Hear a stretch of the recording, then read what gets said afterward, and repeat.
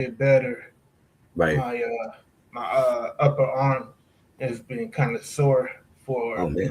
for for most of the week. So I've been trying not to I've been trying not to sleep on my Right. right side, Right. and I sleep on my right side, but I had to sleep on my left just so I don't put any pressure on my upper right arm. But it's slowly starting to get Yeah, uh, man. less sore and feel back to normal. Right. Boy, there's a lot of shit going on right now. A lot of Yeah. shit going on. I don't even know where to start. I'm like, listen, we might do the Cyhi and J. Cole shit first. Oh yeah. Holy shit, man. Um, did you hear the diss song? Yeah. It was. I know it had an acronym. Yeah, BRA. lost control. Yeah. I thought it was interesting that he decided to uh, pick this time to release a response back to J. Cole after, 10 years. J. Cole, yeah, 10 years, and after J. Cole has the number one album in the country. Right, that part. That So I part. guess, I guess, I guess, uh, Cyhi figured if I can't get any buzz on my own, but I'm gonna use J. Cole's buzz to resurrect, uh, my own relevance. He said some shit on here though. I listened to the diss track. I'm like, yo, this shit is fire.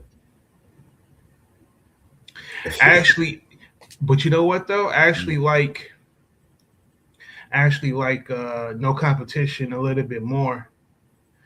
And on bruh, he's definitely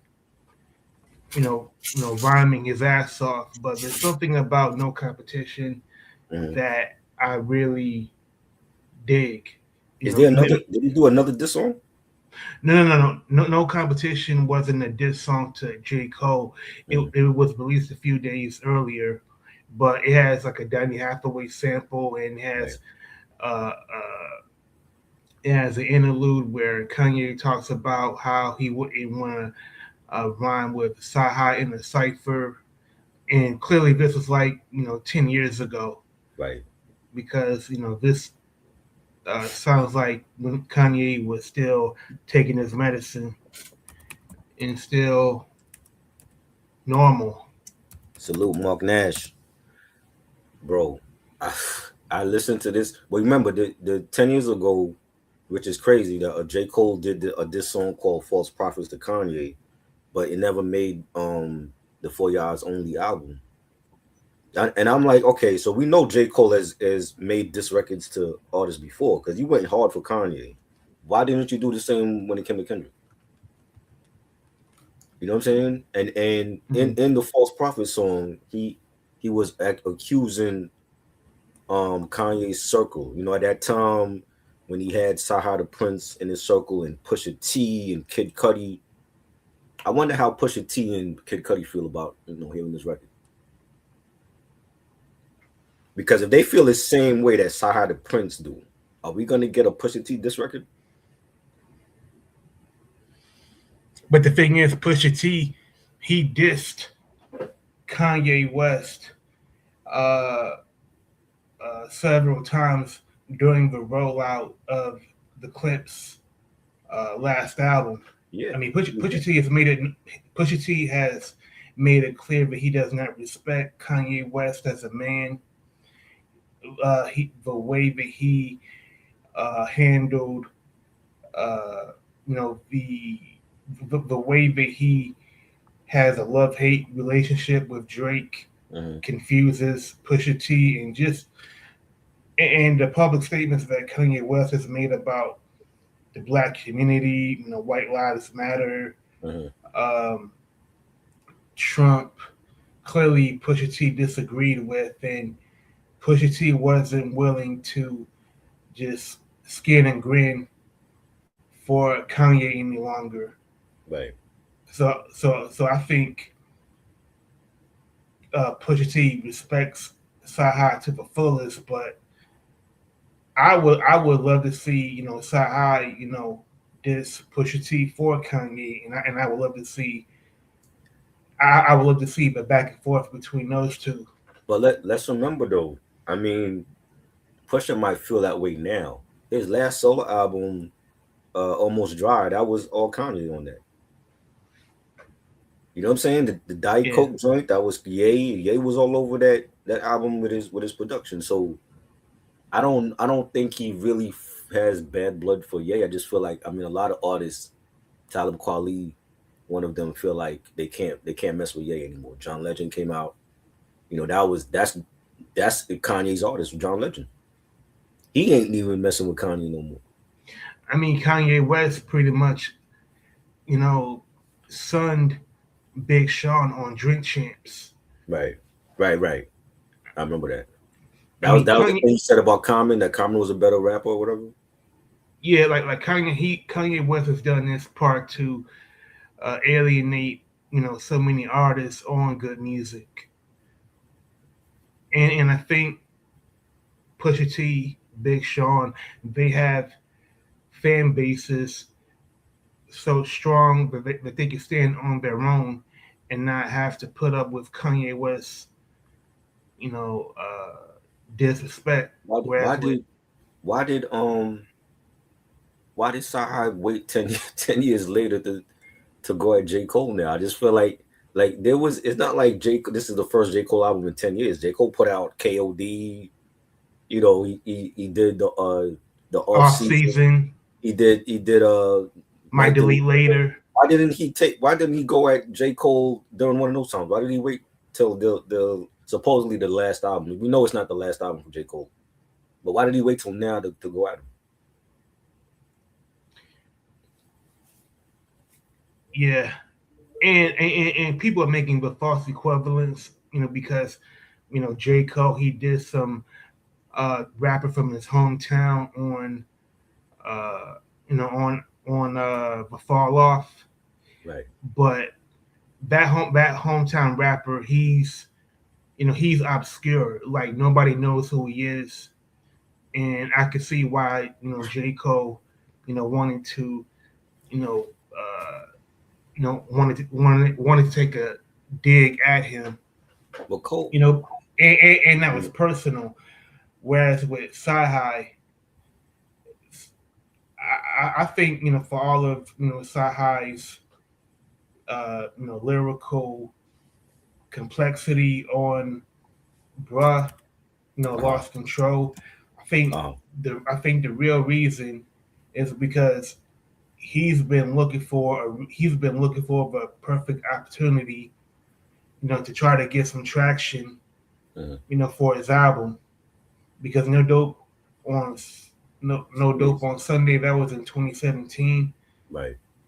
9 years later, you see where J Cole is. J Right. Cole, he pretty much has a Hall of Fame career, and Cyhi is pretty much trying to get his second album off. I really enjoyed, and No Dope on Sundays was like, that was the first time ever that I heard a Sahar project. Cause like after, remember he was all over My Beautiful Dark Twisted Fantasy. That was Kanye West's last classic album. And that's the only time I've heard anything from Sahar. Yeah, You know what I'm saying? And that I shit, it's 9 years ago. That's 9 years ago. That's crazy. You know?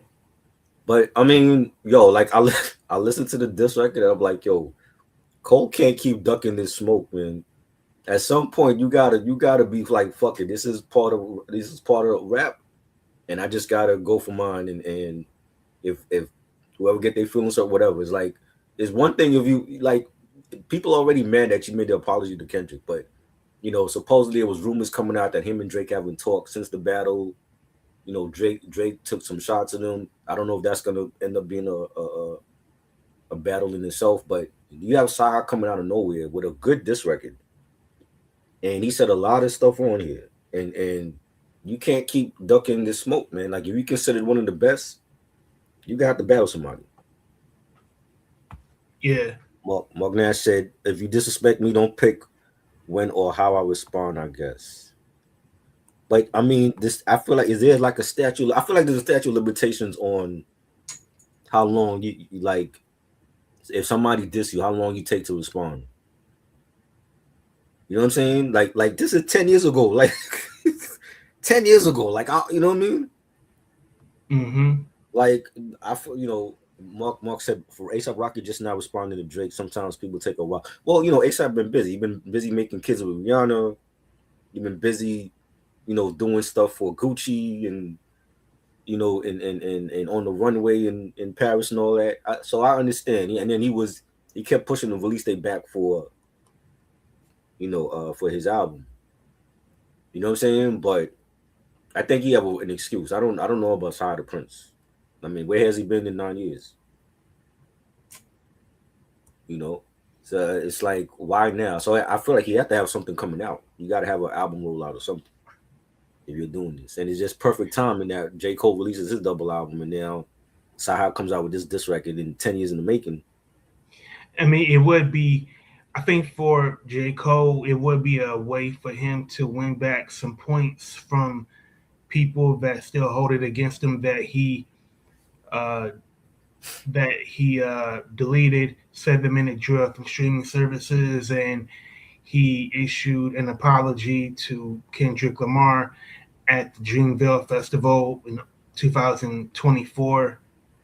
Mm. It'll be a way for him to reestablish his his respect amongst his peers if he engaged Cyhi the Prince, because there's a lot that you can you know get at Cyhi the Prince for. Right. Like, number one, why did you wait 10 years to make a response to false prophet Mm-hmm. when Kanye West isn't the same person in 2016? Right. Remember also J. Cole's former artist Abby Lennox. She has beef with him because she felt like they were while she was on Dreamville, he wasn't promoting her albums, and that's why she wanted out. So he has beef with a lot of people right now. You know, and and, and Cole has to uh, you know be very careful not to make JID feel like that. right. And Jaddy had a good album last year. God Do Like Ugly, one of the best rap albums of 2025. I definitely enjoyed it. It got nominated for a Grammy. When you hear that album, it definitely sounded like Stankonia. Had some neo soul in it as well. But JID doing his thing. He have a promotion going on with Frosted Flakes and Little Tony the Tiger mini commercials he's been putting out has been fire. I love Frosted Flakes. I grew up with eating that cereal, and I love the fact that he's like Kellogg's is actually putting him at the forefront with their cereal and letting him cook. Mm-hmm. You know what I'm saying? Mark said Cole is busy promoting and gearing up for a world tour. Yeah, I mean that's still no excuse for him. Not look, he had time to drop a diss track 10 years ago to Kanye. Like even back then, Kanye wasn't in his right frame of mind. So what's his excuse now? He don't have time. You know what I'm saying? Like Tupac did 2 albums within 6 months and then died. He was busy, and he still put out a diss record for Junior Mafia and Mobb Deep and Biggie. So that's no excuse for Cole. But one thing that I did not like was when uh, you know Clark Kent, when he went on an interview and he said that uh, Jay Z had a diss song for Tupac, but Tupac died before they could put it out. That's bullshit. I felt like Jay was yo. I love yo. Let me tell you, man. During that time, New York can say what they want. There was a lot of New York cast that was afraid of Pac. You know what I'm saying? And the only ones that responded was Mobb Deep and CNN. You know what I'm And saying? Where was not he was dissing Nas like crazy. He was dissing Bad Boy on a lot of those unreleased Machiavelli joints. Where were they? Where was Jay? mm-hmm. And Hit 'Em Up came out in June of '96. So, see, June, July, Uh-huh. August, September. September. Jay Z could have put out a response to Hit 'Em Up. He He dropped never two. did. Oh, he dropped two classics within 6 months. In less than 6 months. Yeah. You know what I'm To saying? me, and I don't respect that as much as I don't respect that move. Just like I did not like that he remade Me and My Girlfriend. Bro. When 90 wasn't 96. Wasn't that the same time that Common dropped the bitching you to Ice Cube? That was 96, right? If I'm not mistaken. Yeah, It didn't take Common a long time to respond to the Cube after what they said on the West Side Connection joint. and Common put it out. He put it out on a white label. Right. Yeah, it was right. Yeah, and they had college radio stations were playing it back then. You know what I'm saying? Mm-hmm. And he never put it on any of his albums. The only way you could get it was on vinyl back then on the white label joint. You know what I'm Mm-hmm. saying? But that I don't buy that excuse, man. Like if Jay really wanted to get at Pac, he should have did it. Like you went harder at Nas and Mobb Deep, and didn't say nothing about Pac. Matter of fact, you actually sampled Me and My Girlfriend for that terrible Bonnie and Clyde song. I never liked that song. And you know why people? You know why?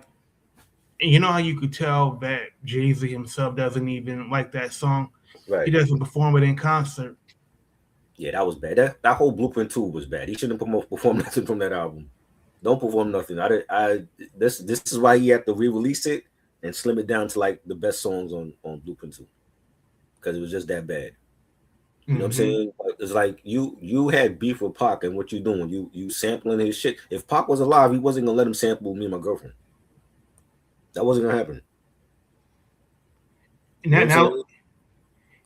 and Remember, he had mhm. beef with Nas, and what did Nas do? Nas jumped on Thug's Mansion. I never liked that record.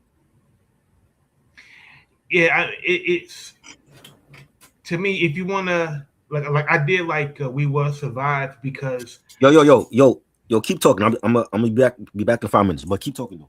all right. I mean, I did like We Will Survive because Nas he was writing from his perspective. It was an original beat, and he was paying tribute to Tupac and Biggie uh, by not using Tupac and Biggie's music, not using their flows, not quoting their lyrics. To me, is much more meaningful that way.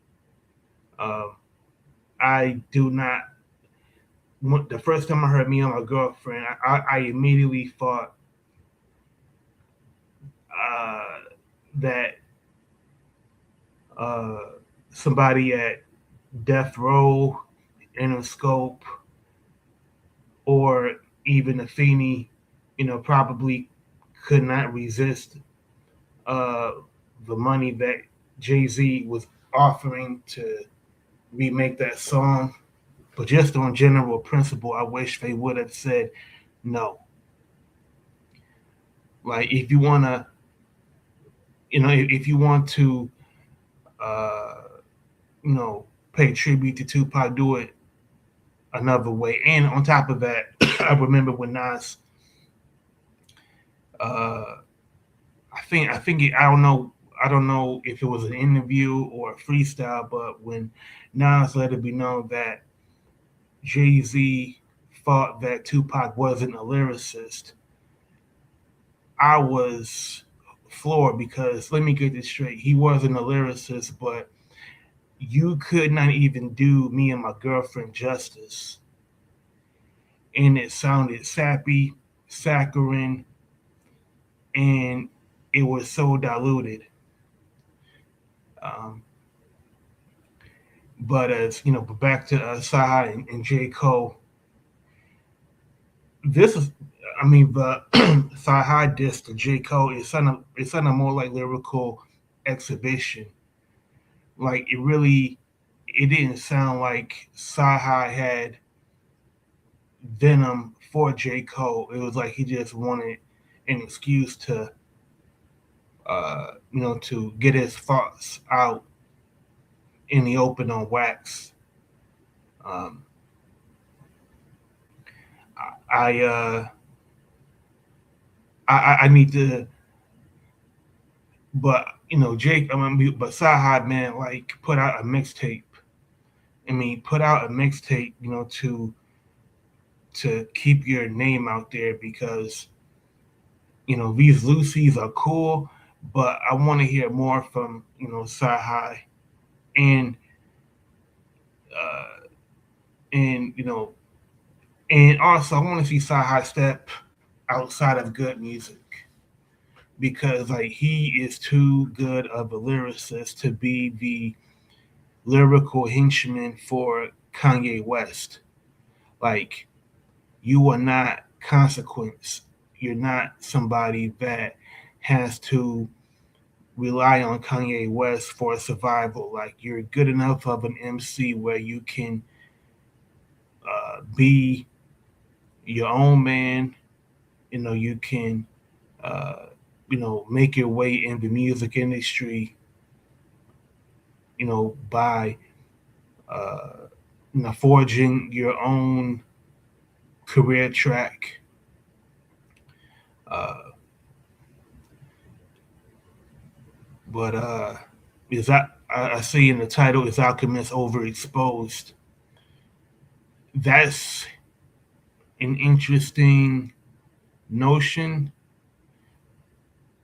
Is I don't know if Alchemist is overexposed because overexposure usually happens when you flood the market with too much music and people don't have enough time to you know have a they don't have enough time to uh, stream your music and really enjoy your music.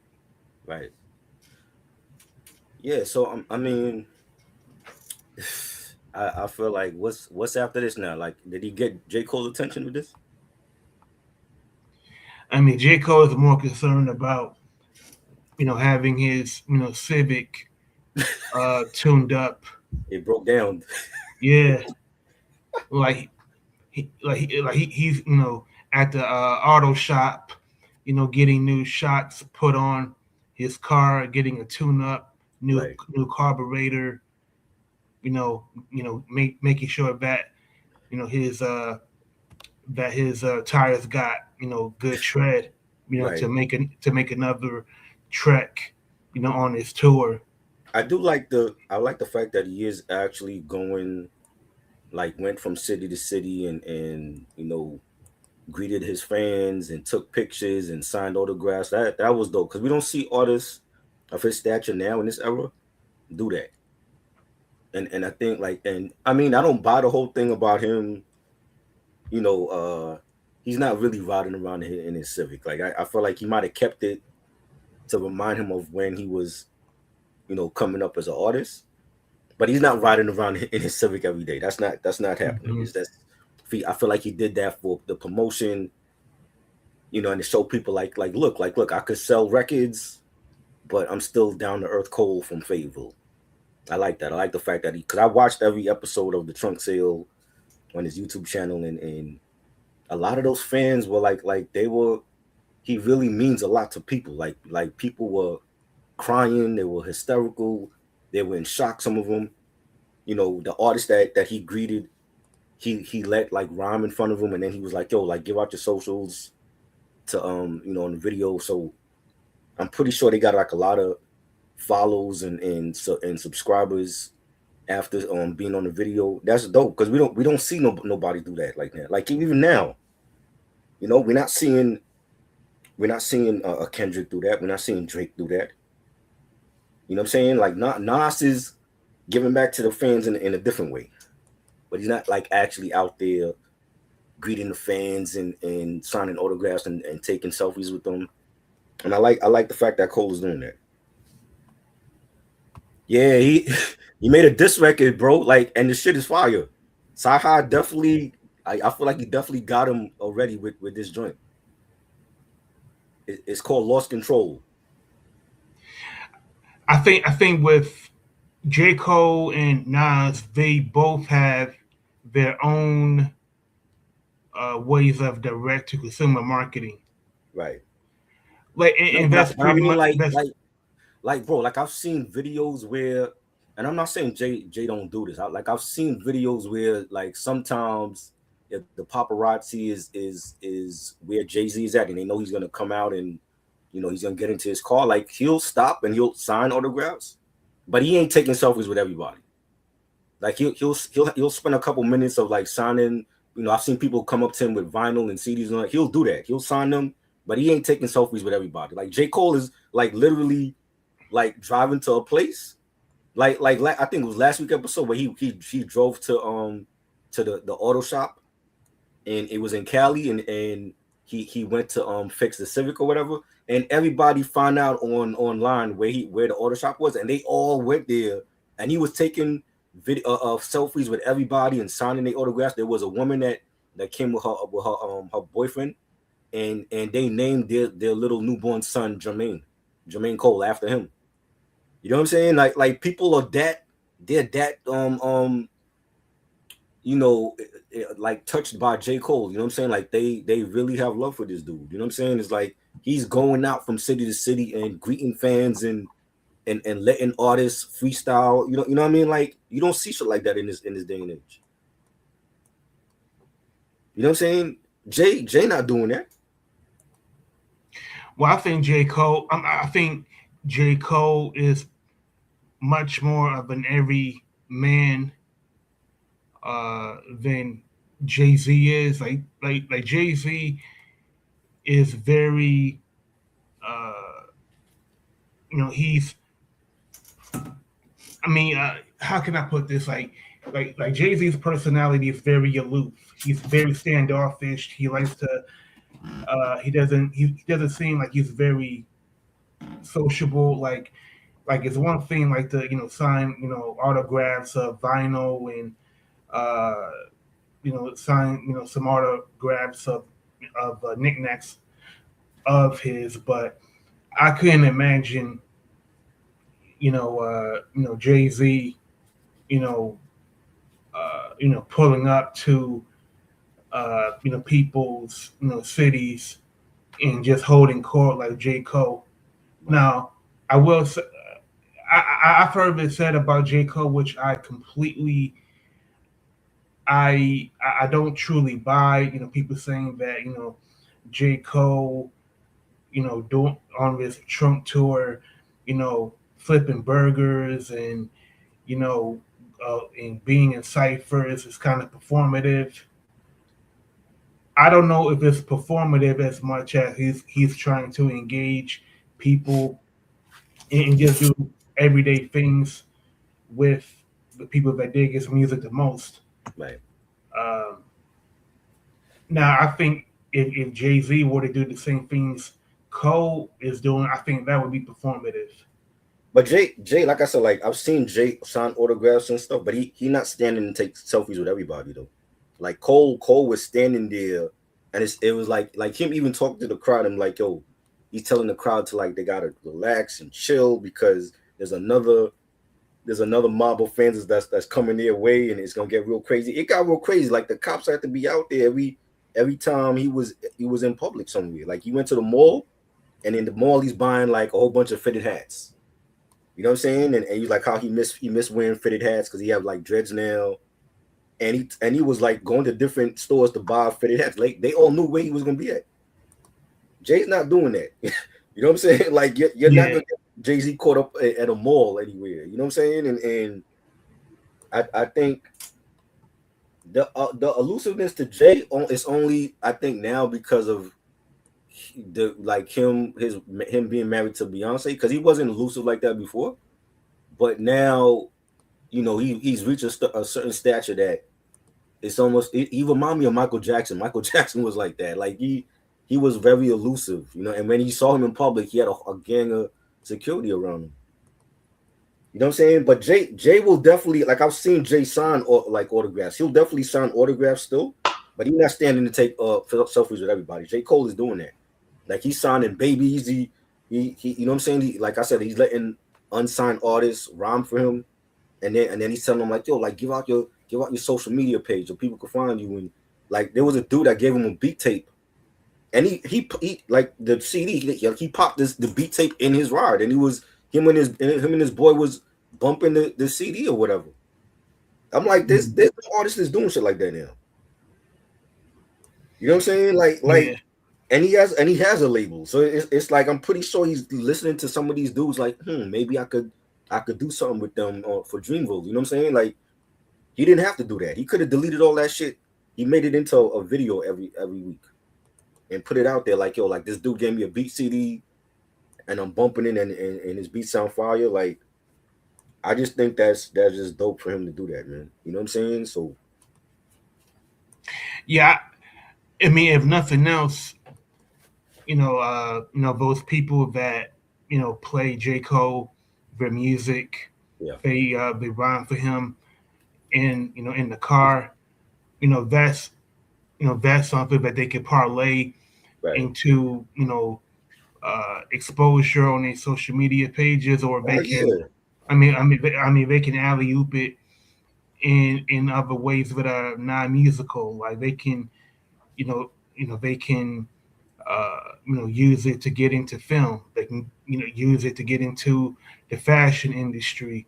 right. If they want, like Well, it's a major coup to say mhm, that I chopped it up with J. Cole, and I got a couple flicks with him. I'm on camera talking to him. right. You can parlay that into anything you want Hell yeah. if you got the right hustle. Especially if you're a producer and you know that he took your beat tape and he played it in the video. Like I would be so focused now. Like yo, like if J Cole listened to my beats, then there's hope. You know what I'm saying? Like I would be like in the studio, laser focused every day now. I'll be Hmm. sending him beats like all the time. Like yo, like these are my newest cookups that I did last night. Tell me what you think.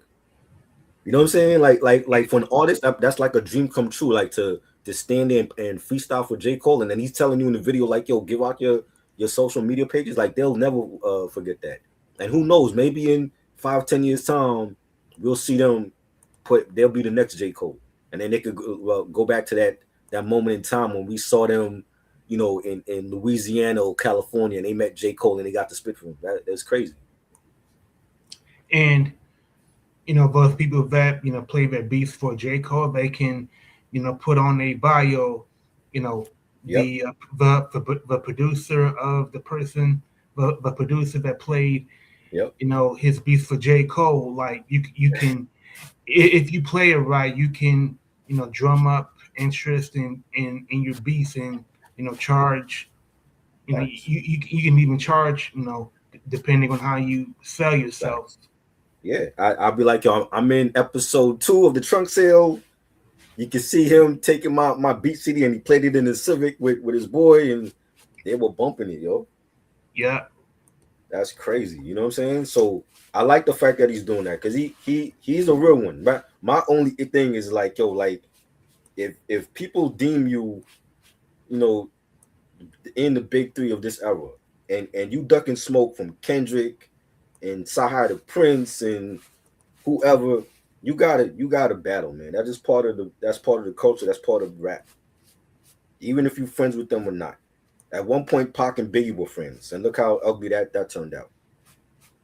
You know what I'm saying? And I I'm think. pretty sure Biggie was ready to put out a diss record, but Puff, you know how grimy he is. Hmm. You know what I'm saying? Same with Jay. Like I don't know what the issue. I don't know if I heard people say that Jay was ready for Pac. I'm like, well, why didn't he put it out? Was that Dame Dash's call? I hope. I hope J. Cole disses Cyhi at some point this year, but like maybe like he'll diss J. Cole. He'll diss Cyhi closer to when he goes on tour. Right.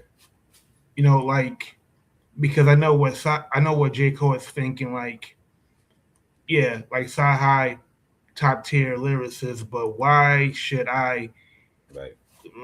like what do I get out of this? If Like it. anything, if anything, I could see Saha, an artist like Saha on Dreamville. Cause he's that dope. Like remember he was mentored by Kanye West. Kanye West said what you want about him. He had a lot of dope artists in his circle. You know what I'm Yeah. saying? And you know, Dreamville, like I said, Ivy Lennox, she was pretty pissed off at him. You know what I'm saying? But other than her, and I haven't heard of no other artists on Dreamville that were like upset about Cole for anything. You know what I'm saying? But Hmm. I could see Side of Prince on Dreamville. You know what I'm saying? Yeah. Make it a friendly battle. Like don't let it get. I think with him, and I get it. I think with him, maybe he knew ahead of time that the Drake and Kendrick beef was going to get personal, and he didn't want no part of it. So I could understand why, because I mean, if him and Kendrick are friends, and he didn't want to get personal in a battle like that, I can understand. I can understand why. I'm just saying publicly, I wouldn't have came out and apologized about it though. Yeah, like when I listened to the Cyhi disc of J Cole, to me it just sounded like lyrical exhibition. It didn't Right. sound like he had real venom for J Cole. So I don't think Right. J Cole has to worry about it becoming What? too No, he personal. well he did say some lines like he was like throwing shots at them about him being going to St. John's and all that. So I was like, yo, like Sahar for 10 years not responding, he was ready for Cole. I mean, when you don't put out an album in 10 years, you got more than enough time to do your research on somebody. Bro, like some of the lines he said I get emotional talking about it. I'm called Thomas. Okay, this might be off topic, but tell St. John's that them raps just ain't that jaw dropping. You forgot I still owe you for false prophets. I rap punches as hard as Bernard Hopkins. And ain't no yes man over here, my dog. Stop it. He really was going at Cole. You know what I'm saying? Like I'm like, yo, and the beat is fire. I'm like, this is actually a good diss record. So Hmm. like with something like this, I'm like, yo, I want to see Cole take a jab at him. Like you ain't got to do a full diss song, but say something about it. You know what I'm saying? Let's not act like I feel like J. Cole is playing a trick on all of us. Like yo, like it's just y'all. Like y'all are crazy and he's going about his business. I'm like, bro, like do you not see what people are saying? Do you not hear the diss records? Yeah, this isn't the time to be too cool for school about Cyhi. Like if had J Cole uh stood firm in engaging Kendrick Lamar, Right, then I could see J Cole pretty much brushing off Cyhi like what, you're not even on my level, you're not on Kendrick's level. I could see ignoring Cyhi if those circumstances were there, but this is a chance for J Cole to win back some of the respect that he lost when he uh, when he bowed out right, against Kendrick Lamar, right, and at the very least, it's it's a low risk, high reward. right. You know what I mean? Facts. I agree, and hopefully we get a response from Cole. I don't know if he will. I don't Mm. expect him to, but I mean, if he do, I'll be surprised. Like we could get something tomorrow, and I think people will be shocked. Like, oh, we got a response from Cole finally. You know, Hmm. I don't know. I don't know how that's gonna turn out. You know what I mean? But that like for anybody that hasn't heard it yet, the song is called "Lost Control." Came out last week. The beat is fire. He wasn't dissing Cole on every verse, but he did get at him on like at least two verses in the song. And I'm like, yo, like this is I haven't heard nothing good from Sahar since No Dope on Sundays. I'm like, this is actually a good diss record. It's definitely Hmm. getting people talking right now,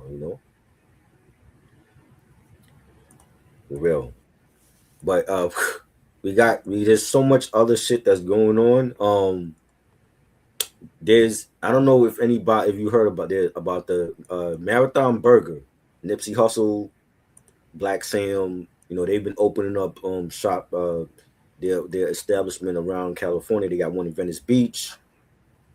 They got another spot that the second spot, I forgot where the second spot is at, and then they opened up a new one in Long Beach, and they had some celebrities come out. They had Big Boy from the radio personality Big Boy. They had Snoop Dogg. You had YG at the grand opening. You had Stevie Wonder of all people was at the grand opening, and they had a shootout at the grand opening.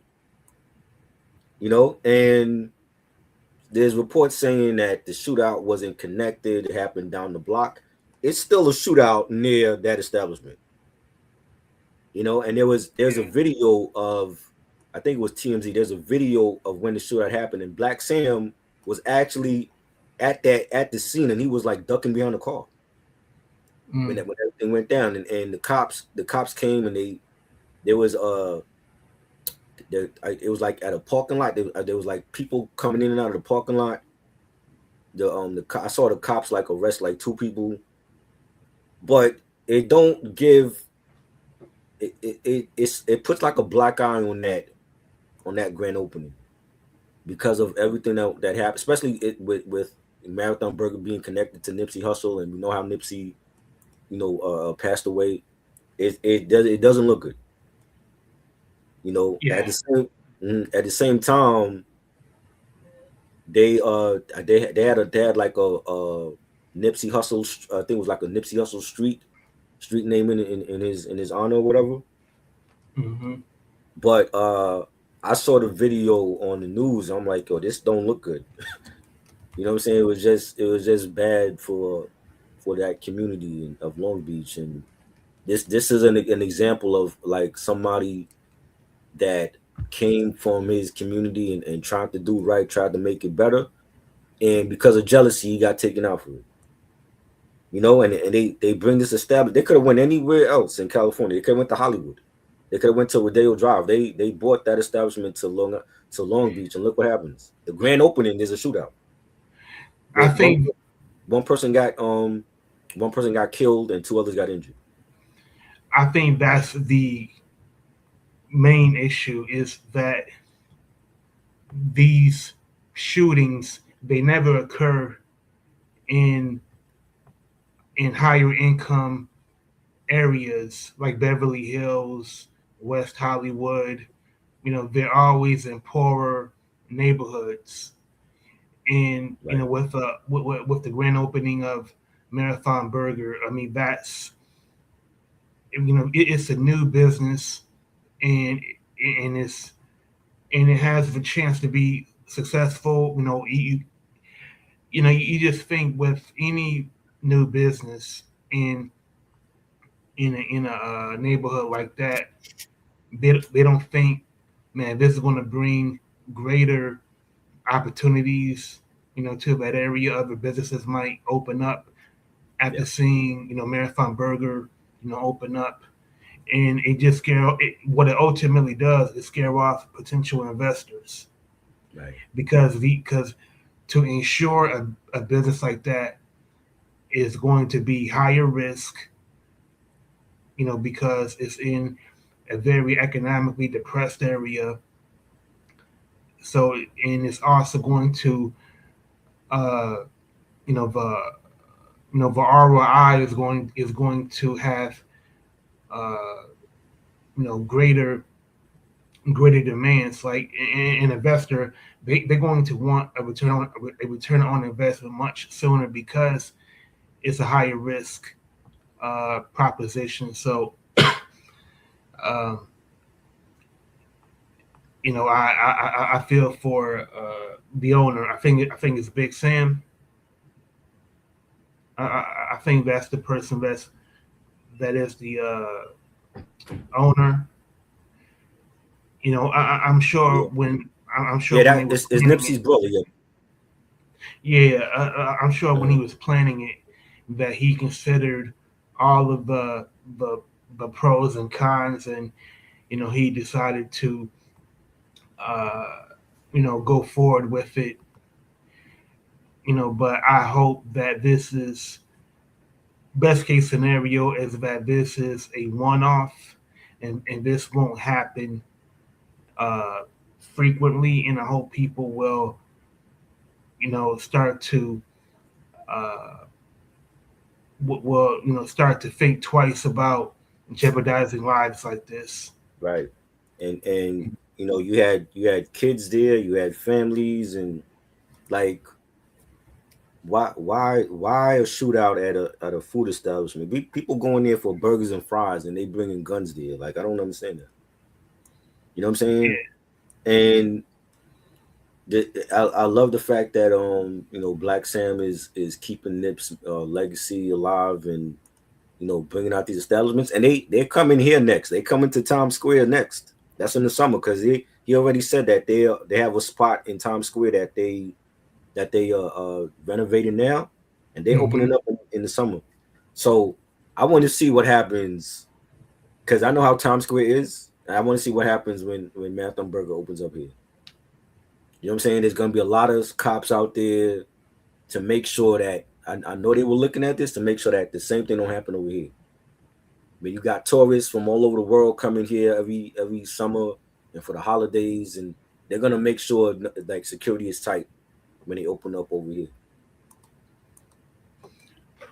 Oh yeah, there's going to be and also because they saw what happened in LA, there's Yeah, going to be greater precautions taken.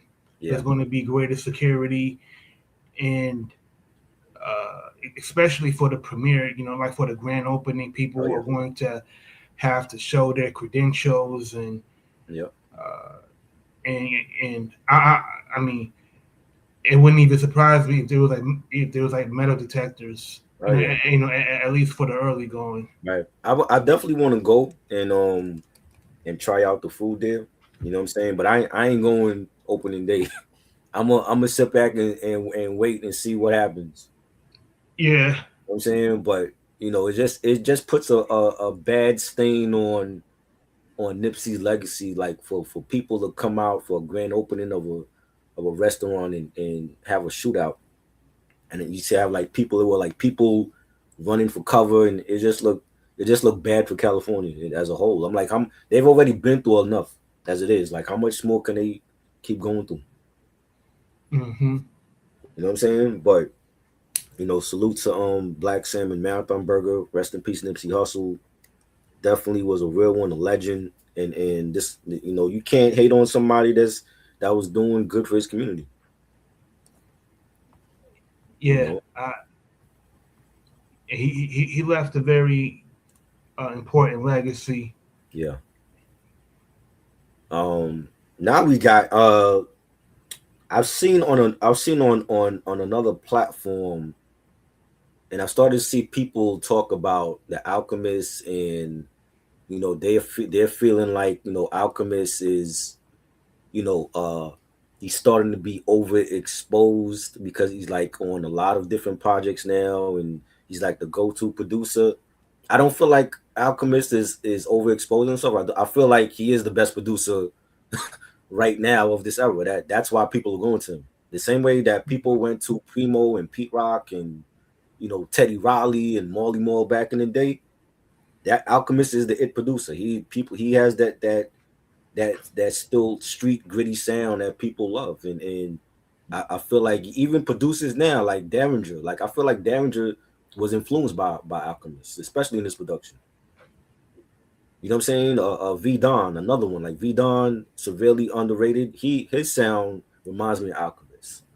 You know what I'm saying? And I think that's what it is. And I remember Alchemist came up and was mentored by DJ Muggs of Cypress Hill. So he was already learning from one of the best ever. And Hmm. I feel like he's kind of surpassed Muggs as like right now. Even though Muggs to me is still doing it, he's still one of the goats. I feel like Alchemist has even surpassed his mentor. But I don't feel like he's overexposing himself. I feel like he's picking. He's not he could collaborate with anybody at this point because he's run the gamut from doing stuff with Dilated Peoples to Evidence solo stuff to the Locks and Mob Deep, Currency. You name it, he's done it already. You know what I'm saying?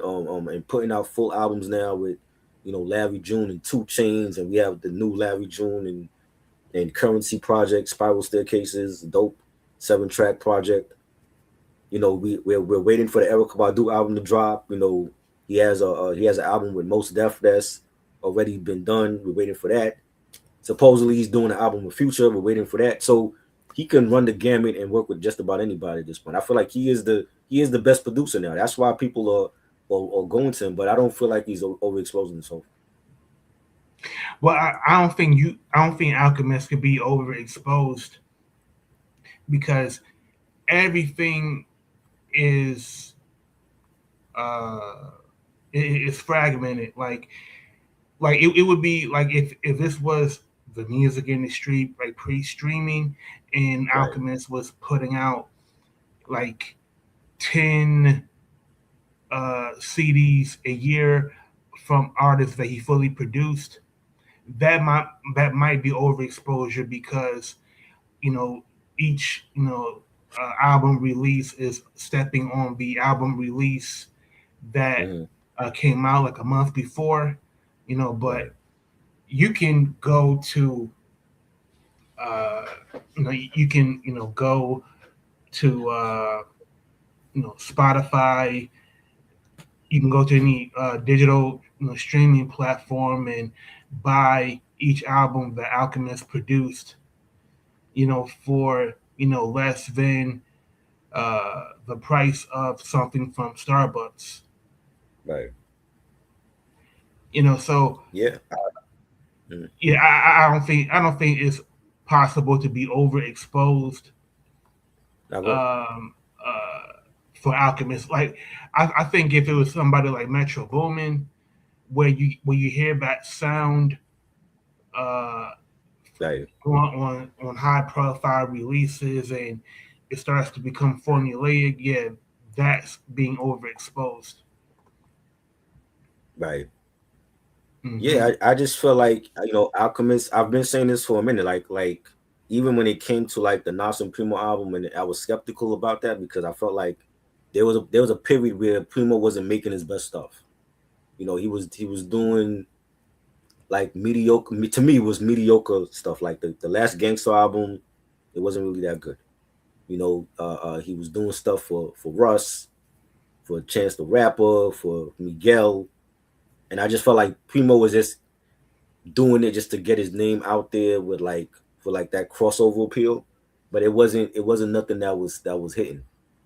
You know what I'm saying? With Alchemist been doing this since 1999, and he's never had a fall off period. He's never had. I never heard like a whack beat from Alchemist. You know what I'm saying? Like I've never heard like a whack album that he was a part of. Like the stuff he did with what's his name with Oh No with Madlib's brother Gangrene was dope. The Step Brothers projects with Evidence from Dilated Peoples was dope. You know, other projects for artists, Covert Coup Currency, classic album. Freddie Gibbs, Alfredo 1 and 2, classic. You know what I'm saying? Like everything that he's done all the way up until now has been phenomenal. He's been on an epic GOAT run. And I don't see him slowing down. And I mean if people feel like that's overexposure, then I don't I don't know what they want. It's like if he's not out there enough, we want him to be out there more. And the fact that he is out there more now, people have a problem with that. You know what Yeah, I'm saying? I'm like, this is not MC Hammer back in the 90s when he was, doing the Taco Bell commercial in his parachute pants. This is a totally different this man is totally different from Hammer. He cut from a different cloth. It's a totally different era. You know what I'm saying? And when Pete Rock was on his run, to the point where CL Smooth was pissed off because he was actually not being in the studio with him and he was going off and doing stuff for Public Enemy and for, Jay the Damager and everybody else. We never said back in the 90s, oh, Pete Rock is overexposing himself. We never said to Primo, oh, well, Primo not doing a gangster album. So he's doing all this stuff for Bahamadia and for MOP and Group Home. He's overexposing himself. We never said that about Primo. So why does Alchemist get that shitty end of the stick when people feel like now he's overexposing himself because we see him coming out too often? I don't understand it. I mean, would they prefer if Alchemist didn't come out uh, with an album at all? But that's what I'm saying. Because if he didn't, then if we never seen him, then it would be, oh well, he's underrated. He like if we look at a producer like I'm gonna say like Marco Polo. Marco Polo we don't see often. We see him once in the blue. But Marco Polo, but when he drops something, it's gonna be fire. You know what I'm saying? But I feel like for certain producers, like there was a time when Ninth Wonder was underground and he only needed that alley oop from Jay to really put him in the stratosphere. Now, ever since the Black album, he's everywhere. Everybody knows Ninth Wonder. You know what I'm saying? So I just think it was like, Alchemist at the right time. People see that like the state of hip hop now, and they're like, yo, Okay. like Alchemist, huh? All right. I see Yeah, y'all Tuesday. Like, yeah, Tuesday. All right. Oh, so I, it's Tuesday. All right. You got it. Alchemist All just right. has that All right. position Tuesday. and All spirit. right. All right. You know what I mean? Ray, what's good, bro? Yeah, my bad, fellas. What's going on? Chilling. Peace. Look, man. What Salute, up, man. Ray? What's going on, Rock? What's going on, brother? How's everything? Oh man, just chopping it up about the Alchemist. I'm gonna be honest, man. Yeah, his flowers pretty much overdue, and I mean, I never, no type of, slept on or discredit, but just as you naming them, it's like classic, and he's far from done, man. It's like a whole new beginning chapter for him. It feels like, Right. you know, I agree. especially the Alfredos and oh, matter of fact, you know what? I forgot to mention this couple about maybe a week ago, whatever. Speaking of alchemists, one of my clients put me onto that currency and Larry June. Yes. Spiral staircases. Yeah, Fire. yeah, yeah, yeah, Definitely. yeah. He got it. I hate to compare it, but I kind of low key like it a little better. A little better. I ain't, not by a landslide, a little better than the one with Two Chains. And I Right. like the one with Two Chains. I think Two Chains pretty much did his thing, and it was good to hear him on the Alchemist beat. Oh yeah, You know, for sure. And yeah. that's mhm. No, no, no, you good. I was saying that's what I like about Alchemist. He's not bound by region. Like he'll work with anybody. You know what I'm saying? Like he'll work with Currency, then he'll do something with Conway, then he'll do something with Dilated. He'll do something with the East Siders. He's worked with like from coast to coast, different artists. Yeah, man. And he make it, and it doesn't matter who he's working with. He Right, make it sound good. right. Facts, I gotta facts. ask y'all a question though. I gotta ask y'all a little sidebar, right? Yeah. It might sound comedy, but it kind of caught me off guard, right? Uh, And it's one producer that's kind of like, I feel he's I don't want to say experimenting, but it feels like he's going in that. Not, I'm not saying the Alchemist route. I don't want y'all. I don't want nobody to curse me out. What I'm about to say, but because the name I'm about to say, oh no. it's going to throw you off. But Okay. it's the second time you see him do this. Uh, So again, you know how like Alchemist, he works with different genres of music, right? right, And right now it's more popular with like the genre. You know what I'm saying? right, The Griselda boys, the Alfredos, you name it, right? right. So yo, this is producer, right? I Uh, seen it with Currency maybe last year or the year before, right? And I'm like, damn, Currency rocking with him. It's just that, because of his reputation, it was so like clean right. compared to like the genre. Yeah. Now, buenos noches, okay, buenos noches. All right, pardon me. And now I see him in the studio with Benny the Butcher, and I'm Mm. like, huh? Oh yeah, yeah. Jermaine Dupri. Yes, I saw that too. I was shocked. I'm like, Jermaine know who Griselda is? You know what I'm saying? I was shocked. And listen, Jermaine is a goat. Like for what he did for R&B and for Mariah and Usher's career is he needs to be in the Hall of Fame already too. You know what I'm saying? Facts. But like yeah, I'm curious to see what it's gonna sound like. Collaborating with Benny the Butcher. You know what I'm Yeah, saying? I'm Because in they for that. definitely going for mainstream. They're not going for no underground shit. That's mainstream audience you touching. All right.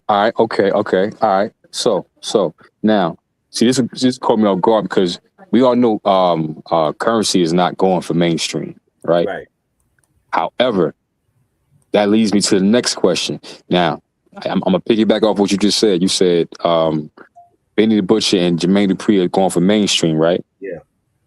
All right. So let me ask you this question: do you think that's the plan for Swiss and Stove? Yes, I do. And I've seen people comment it, and just the fact that like we've seen Stove God collaborate with other producers. You know, a lot of people mentioned Conductor Williams and J.R. Swift and all that. A lot of the Griselda beat makers that were doing like stuff for West Side and for Conway, and this came out of nowhere. Like he changed up the album title. It's a different album title, and then like he announced that it's a joint album with Swiss Beats, and I'm like, where did this come from? Because Yeah, no, before this, like I never even seen Swiss Beats post up anything about him. me neither. That's what I thought it was You just know a what I'm single. saying? I didn't know So that. I thought it was an album, right? it's the That's you whole that you album he's thought. doing. No, I'm saying like at Whole first you album. thought it was just a single for the album at first, right? Yeah. Yes. And they came out and yo, it's the whole album he's doing. And I haven't liked a Swiss Beats produced album since DMX, and that was a long time Damn. ago. God damn. That was Hold a up. long Please don't. time ago. Oh, Yeah. bro. Please don't tell me the not Which one? I ain't hear what you said. My bad.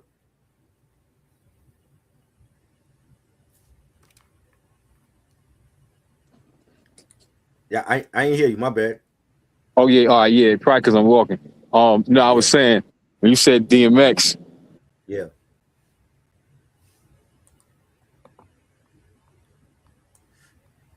it's dark and hell is hot.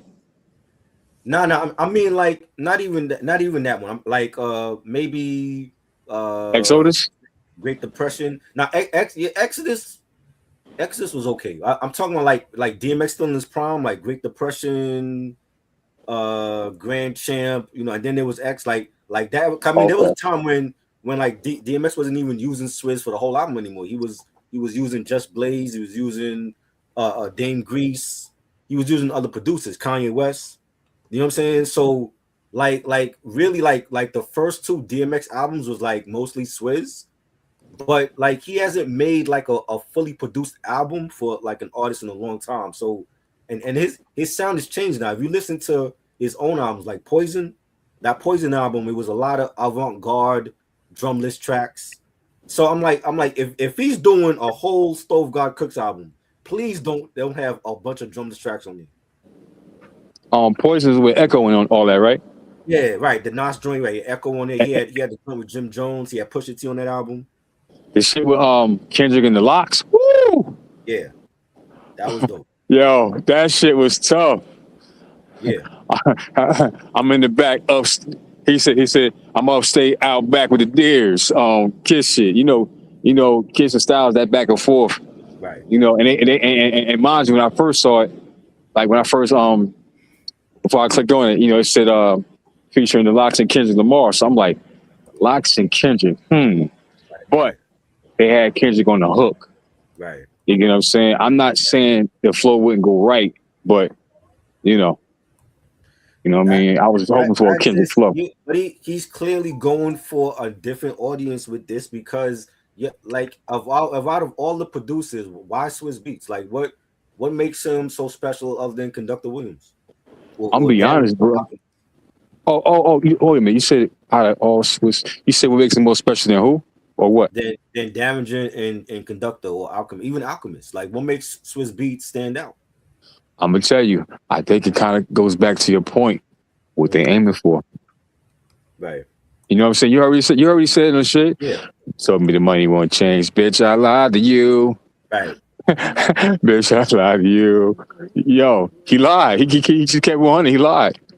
So I you know what I'm saying? So right. I guess it's we about to see. I'm just praying it don't be too You know, no drumless shit though, because that's what he's been on lately. You know what I'm saying? He's been on a lot of drumless stuff. I'm like, where's the Swiss beats from the 90s, 2000s? who had drummer stuff? Swiss or Stove? Swiss. Yo, I mean, listen, man, he he rock with that wave. You know what I'm saying? Jay Luna said, and then there was X was the best Swiss production. He only did 3 tracks on that album. That's it. He did One More with the Cross. I love that. He did Don't You Ever, and he did Coming For You. That's it. Everything else was done by Dame Grease or P Killer. You had even Irv Gotti, rest in peace. Irv Gotti was on this album. DJ Shock. Yo, Dame Grease need his props too, man. Like, Dame get busy. I Grease. agree. Definitely. I gotta say Grease because once I say Dame, they swear I'm talking about Dame. You know what I'm saying? But right. Dame Grease, man. Yeah. Remember that shit he did with Nas? Okay, you want to play rough? Yeah, that unreleased. Okay, well, pull up to my crib. Am I high enough? Who these niggas hopping out of the truck? I ain't know the cable. Yo, that shit was tough, bro. Yeah. He had the Live from Lennox album. And Dame Grease the one that made niggas on Start or something, right? No, that was I believe that was Swiss, if I'm not mistaken. That was sure? Dame?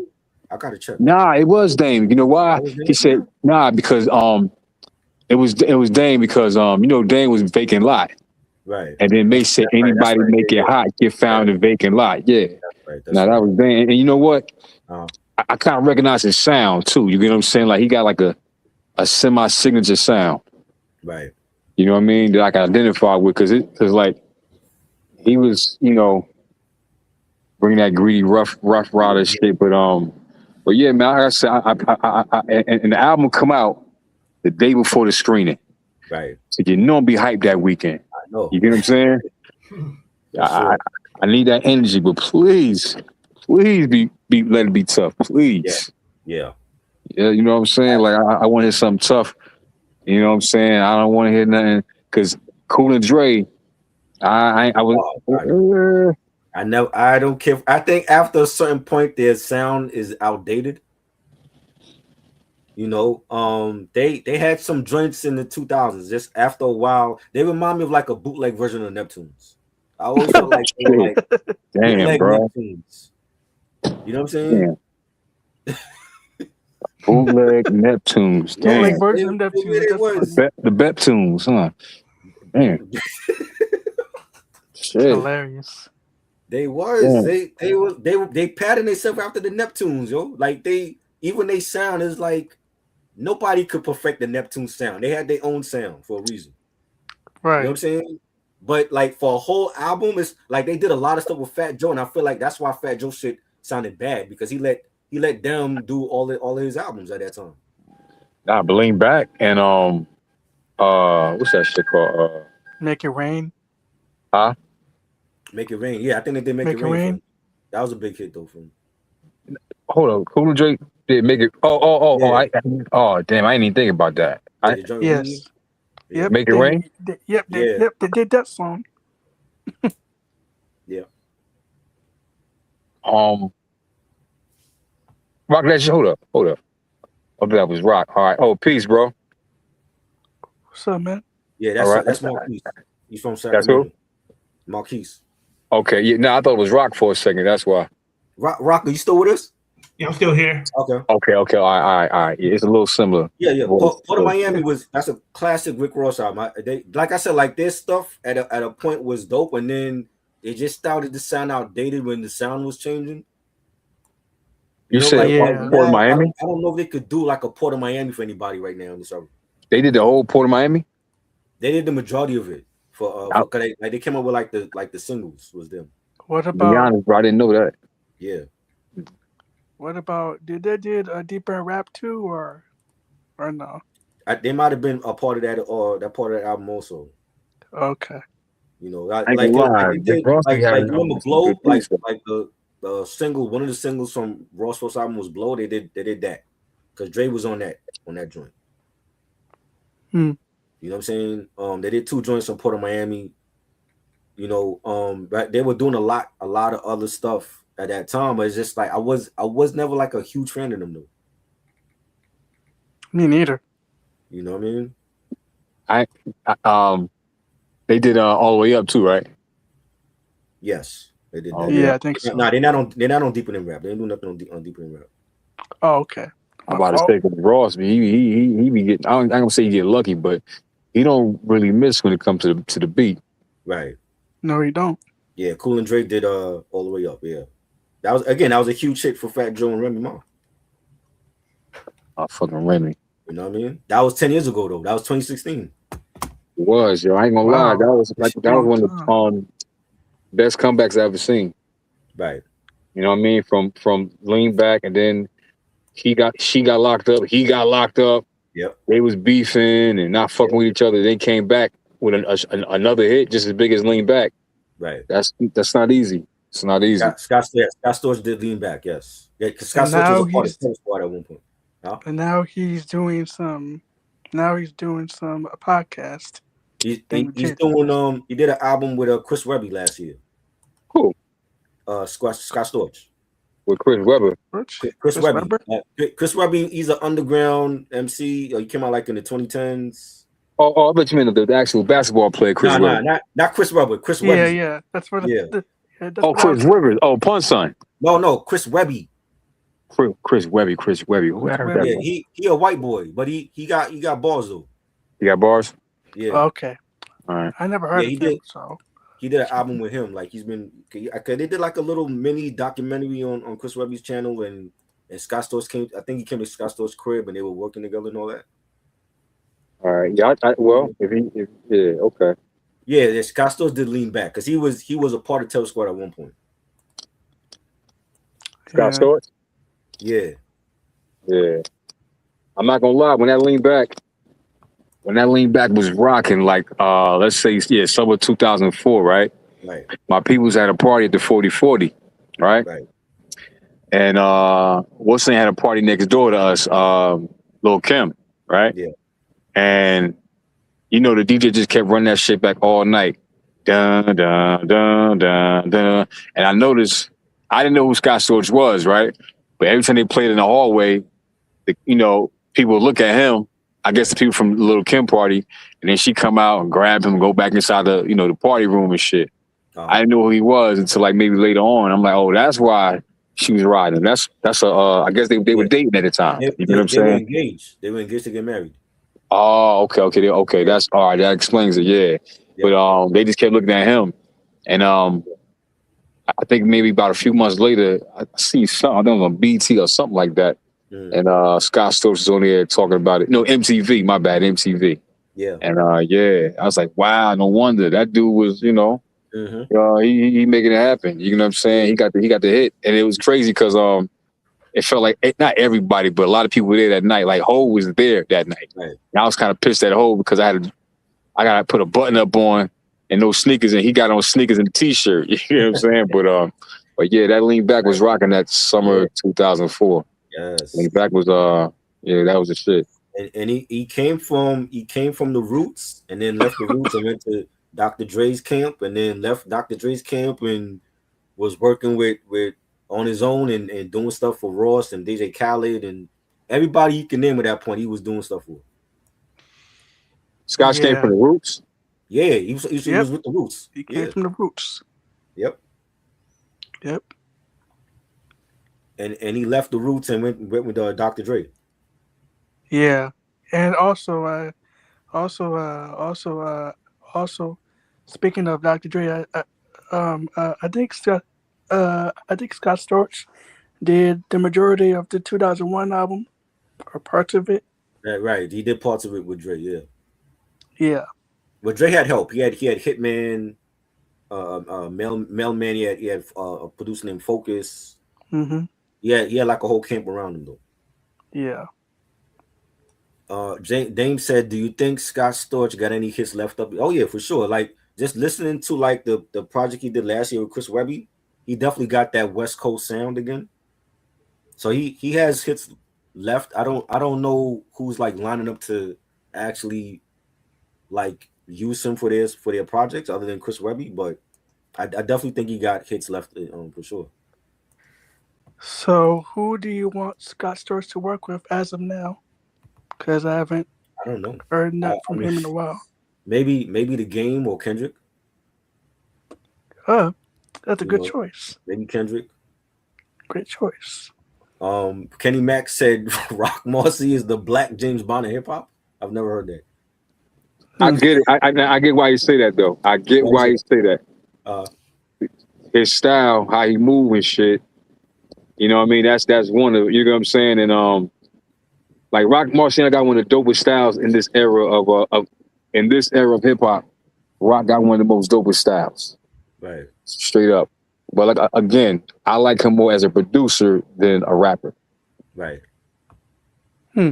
He said he also said Currency got the best ear in this era. Period. Him and Westside Gun. Interesting. I always thought Interesting. Rick Ross also has a good ear for beats too. Oh nah, Yeah. Ross got it. Yeah. Ross got Yeah. it. Ross got it. I gotta give it to Yeah. him. Yeah. Well, Yeah. I don't think Rick Ross has not have a bad album at all. I'm not gonna lie, that last album I didn't like. Yeah. What That was the album's that? only album. But you know what? That was the album that came out with not the one with Meek. The last solo. I think it was the last solo album. I think. Was it rather you than me? It had like the what was the cover looking like? It was like it looked like a bunch of words in the background, Yeah, and he had yeah, that one. That one. yeah that was rather you than me or something like that. Right you Yeah, me. it wasn't like, I don't know. It lost that oomph to me. You know what I'm saying? Like Right. it wasn't as raw as the previous shit. Because remember, Ross was on a rampage too. Like Yes. um with albums, and in between he had some dope ass mixtapes. Yes. You know what I mean? Like San Antonio, and then songs like San Serenity Grease and shit like that. Yeah. And Yeah. nah, Ross, be that guy. That was fire. Yep. Back Right. to Lab said tell Ray to talk about Rome Streets. Oh nigga. Rome Streets. Let me tell you something, man. That's a slept on album. Yeah. Rome Streets is the shit. Mm-hmm. He's co-signed by a lot of niggas like Nas and all that. And matter of fact, he got a song called Yes Universe, right? Right. And the shit is fire. It was made a couple of years back, and it's produced by Piff James, Right. right? Piff James, you see him on Verse Guys, Mm-hmm. and he from my hood. You know what I'm saying? Shit is fire. Shit is fire. I fuck with Rome Street. Kenny Mack said Rock Marcy birthed this era. Period. Him, Prodigy, MF, and Sean Price. Brownsville Kai. Brownsville Kyle. Yes. Interesting. Brownsville Kai really, because I ain't gonna lie, for me it was Brownsville Kai because that's how I got up on Rock Marciano and Griselda because of Brownsville Kai. Right. Rest in peace, by the way. Yes. That threw me off. Definitely. Yep. J Luna said overrated Florida rappers are Ace Hood, Plies, and Ace Hood, Plies, and Flow Rider. Flow Rider? Ho. Ace Hood, Plies, and Flow Rider. Flow Rider. I mean, Flow Rider, you know, it was more like like Flow Rider was really like the early commercial, right? Yeah. He was like the commercial Florida rapper at the time. Yeah, Flow ain't trying to like out rap nobody. Nah. Yeah. He didn't even know. He didn't even know who Biggie Smalls was at one point. Ho. Yes, Flow Rider said that. He didn't know who? He didn't know who Biggie Smalls was. He's not that young, man. They say that. He said that on a radio station. Like he said he never knew who Biggie Smalls was. Was it New York radio station? Nah, it was with Who Kid, but they were on Sirius Who Radio. Kid? Yeah. Oh, Who Kid. So I know Who Kid went berserk. And he said like, that. Dude, you don't know who Biggie Smalls is, dude? Like, dude, come on, man. Let me get 50 on the phone, dude. Like, come on, dude. Oh, wow. That's interesting. Like this dude doesn't know who Biggie Smalls is. Cut his mic off, dude. Right? Oh man, Get out the studio. Leave. It was like it's I'm leaving.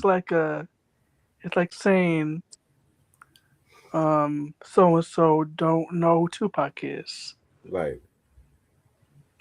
We're gonna get to that in a minute. Oh, you said so and so. Oh, we're gonna get to that in a minute. Jay Luna said Scott was underrated but had bad friends on the coke habit. He blew $90 million. Wow. Yeah, he said he had a lot of coke. That's crazy. Yeah, man, that's that. You know. So hey, let me ask you this though. Let me ask y'all this. Okay. What do y'all think about Tyson? What up? The Lil Yachty comment. Oh, we get into that. We get into that though. The Kenny Mack said bar for bar, who y'all got Pusha T versus Benny the Butcher? Benny. Oh yeah, I got Benny. Benny. I got Benny. It's a tie for me. It's a tie for you? No, you can't pick a tie. You gotta pick one. Oh, all right. Go to your head. Who you got? Come on, gun to my head, really. All right. Yeah, I gotta go with Benny. Yeah. The Butcher coming, nigga. I gotta go Pusha T. I saw them live. Enough said. Okay. Yep. Okay. Yeah. Yes. Necro, very underground, but Necro, because of his content, he'll never be mainstream. He would have to do something with like a rock band or something like that. Because he talks about like a lot of porn and stuff. With a rapper with that type of content, a lot of people are gonna shy away from doing like collaborating with him. But you know what though? He's dope. Hey, try. Yeah. The refs was calling bullshit all night against the Knicks, yo. Did we win? Nah, we lost by 3. Of course we did.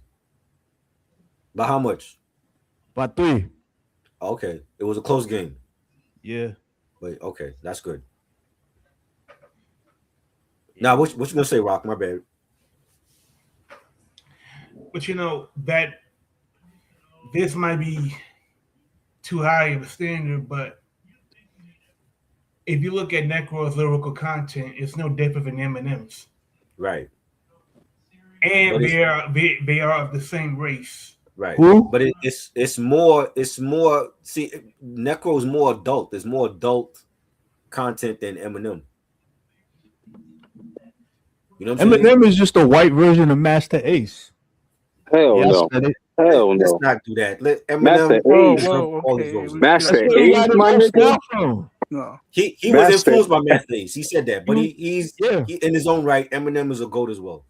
Yeah. Nah, I can't say Master Ace though. I mean, he might got influence, but I would say Tresh before way before I say Master Ace when it comes to Eminem. Yeah. True. Interesting. I never heard You know that. what I mean? Like, I never heard like that. Master Ace, no disrespect, but I say this respectfully. Master Ace, definitely a legend, but his name don't float in them lyrical conversations like that. Let's keep it a buck. Amy Max said M is a white red man. Oh God. That too? No. No. Yeah, you gotta understand that comedy shit. Right. Like I always thought Luda was just the Southern Red Man. Right. Yeah. Luda's a southern version of Lord Finesse. Who? Nah, I see Redman and With the Luda. bars and the punchlines, man. Come on. I mean, I mean, not the style. Bars and punchlines, maybe, but as far as style, Redman and Buster. Yeah, his personality is comedic, like Redman and Buster. Yeah. You know what I'm saying? But he ain't smooth like Lil Finesse. Lil Finesse passed that torch to Big L. Yeah. And one nigga I say that it's not talked about enough. When he first dropped his first album, I heard a little bit of Lil Finesse in this rapper, and that's Nas. Illmatic. It ain't hard to tell. It ain't hard to tell. Reminded me of Lil Finesse because at the time I listened to Lil Finesse pretty heavy at that time. So when It Ain't Hard to Tell was on the mixtape actually, but Clue and shit. Right. And you know what's crazy? When we talk about albums from like 1990, I rarely hear people bring up the Funky Technician. Facts. From Lord Finesse. Big facts. Like, yo, he set the bar for like at that time because the only time we heard people spitting like that was Rakim and Kane. Right. So if you really think about it, he set it off in 1990 for cats with like bars and punchlines and metaphors. because nobody was spitting like that before the previous two I just mentioned. Hey, my dude, you know what? You just said something that just sparked a thought for me, right? What's up? You know, a Try and Rock. Y'all know how I compare, like not compare, but you know how I analyze rappers' possible influence. Right. Yo, he just made me think about something, man. Fucking Lord Finesse is like Kane and Rakim put together, yo. No bullshit. Exactly. Yeah. Real talk, yo. Real shit, yo. Nope. I know people might think I'm exaggerating, but I hear Kane and Rakim. Yeah. I agree. And I never say that about anybody. Because usually when it comes to them, you're either one or the other. I always say Hove was like a modern day Kane. Huh? It's like apples and oranges. Yeah. Yeah. I always say Hove was the modern day Kane and Nas was the modern day Rakim. But he's Rakim this with Slick Rick and Coogee Rap. Right. But never, you know. But Lord Finesse, yeah, he's the one. Jay Luna said Isham is from New York, Detroit. Talks about but Isham and Nardis were like horrorcore, like Necro does horrorcore too, and Eminem did a little bit of it, but like Necro he made like a whole sex album, like he was like the white Kool Keith, like Kool Keith that did that. You know what I'm saying? like Necro is dope, but I just feel like for his content, I don't see him ever going mainstream. I don't think he would want that anyway. What you mean the whole sex album? Like he did like a whole album where he's like playing like not a pimp, but it was like raunchy songs that he did like for the whole album, like separate from his some porn star shit. Yeah, like separate from his horror. He even had like porn stars. It's like Kane on that Prince Paul album on Raucus. Right. He had He had porn stars in his videos. That's what he was doing. So like for his from like the era that he came from, he's not looking to go mainstream ever. Like he's happy being underground. I don't think he would be good mainstream anyway. You know what I'm saying? But a lot of songs, man, they don't need to be mainstream. What if Kane did a whole album as Count Macula? You mean like Doc Gable? That would have came off corny too though, because he was already calling himself that back then. Yep. Who's that? The Big Daddy Kane. Yeah. Oh shit! Oh man, bro. You know what, yo? I'm glad Freezing on here because he'd kill me for this. Actually, he'd probably be happy. But I was telling Youngin about some old Big Daddy Kane shit, and what's the song he made? He made a video for it too. I forgot the group. I'm not sure if it was the Four Tops or the Delphonics. It was one of the groups he made a song with back in the day. This was like 90. Blue Magic, right? And remember the song "How Good It Is." And then he got on the mic and started singing. Oh no! You remember that? I don't remember that song at all. I remember the video, bro, on Video Music Box. And yeah, man, I'm not gonna lie. Like, you know, that's when the change started. You know what I'm saying? As far as like, you know, yeah, you know what I'm saying. But he never lost credibility with me. But I can only speak for myself. Trees was the only one feeling like that. He lost credit from him going from Set It Off to Very Special. He lost credibility with a lot of fans. It was that damn white suit. The white suit, the singles he was picking, Groove With It and Love It In You. That was horrible. Oh, you talking about Very Special? Huh? You said Very Special. That was after Very Special is from Looks Like a Job For. That was him and Spinderella. Yeah. Oh man, yo, and that song right there, bro. I was a kid working at Dunkin' Donuts, right? I'm like, oh shit, they playing that, and they don't usually have it on WBLS. And the lady that worked there, she was like, "That's horrible. Take it off." I'm bugging and shit, like, you know what I'm saying? I'm like, oh man, you know what I'm saying? So, yeah, man, damn. But I still rock with Kane though, real shit. And listen, man, look, everybody gonna have a dent in the journey. You know what I'm saying? You know, listen. And again, y'all believe in forgiveness? Yeah. Yep. All right, so y'all, all right, but not for everybody, because some shit I'm not even gonna ask Right. because I know the answer.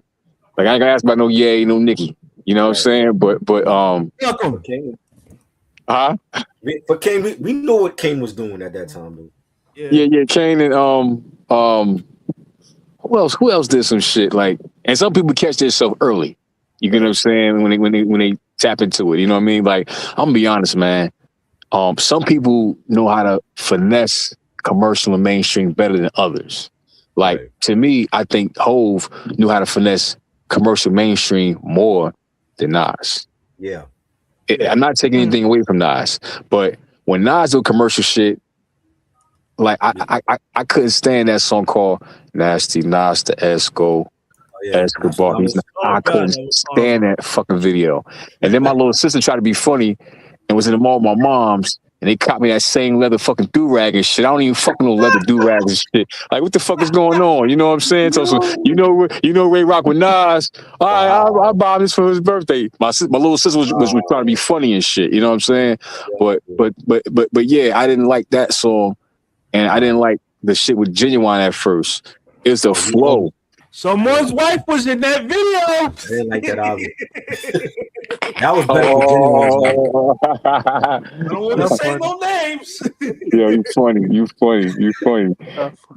We don't need to hive on we don't need to hive on us right now. You know what I'm saying? Yeah. Word. But again, but Hove, I don't know. Like it's certain shit that he can. You know what I mean? Like, you know, and now mind you, some of the shit didn't date well. Some of the shit did. You get what I'm saying? But like, Nas commercial shit, not commercial, but like say I saw that with mainstream, it was still, it didn't have a pop feel to it. You get what I'm saying? Like it was like If I Rule the World, right? We fuck with that because you know what I mean? The original shit, and then what's that shit?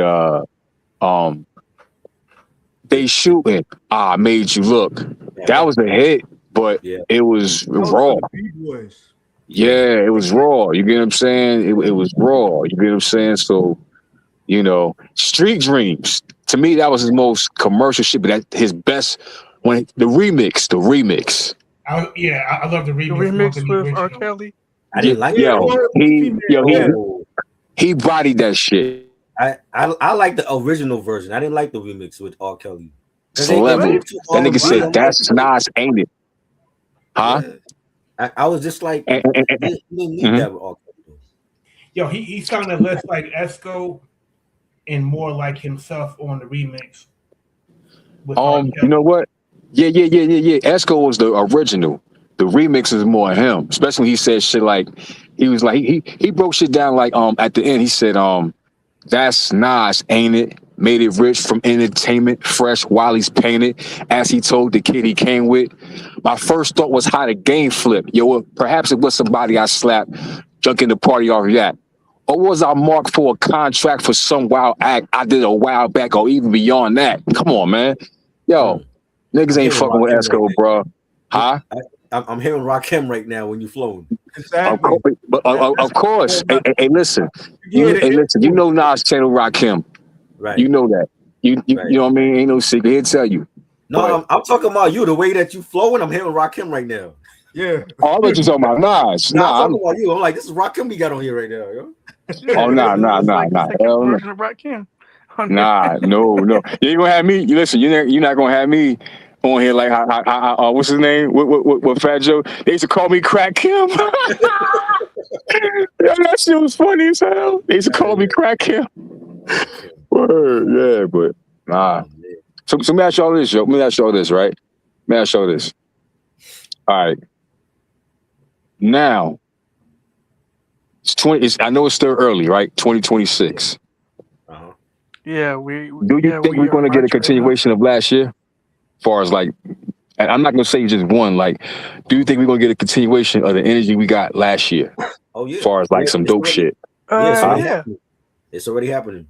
It's happening, right? Like with Alchemist, of course, with Currency and Larry June. You got Ransom put out a project with Nicholas Craven and Boldy James. Shit, I gotta fuck with that. I gotta fuck with that. You got ASAP Rocky. I liked ASAP Rocky's album. I thought it was some bangers on there.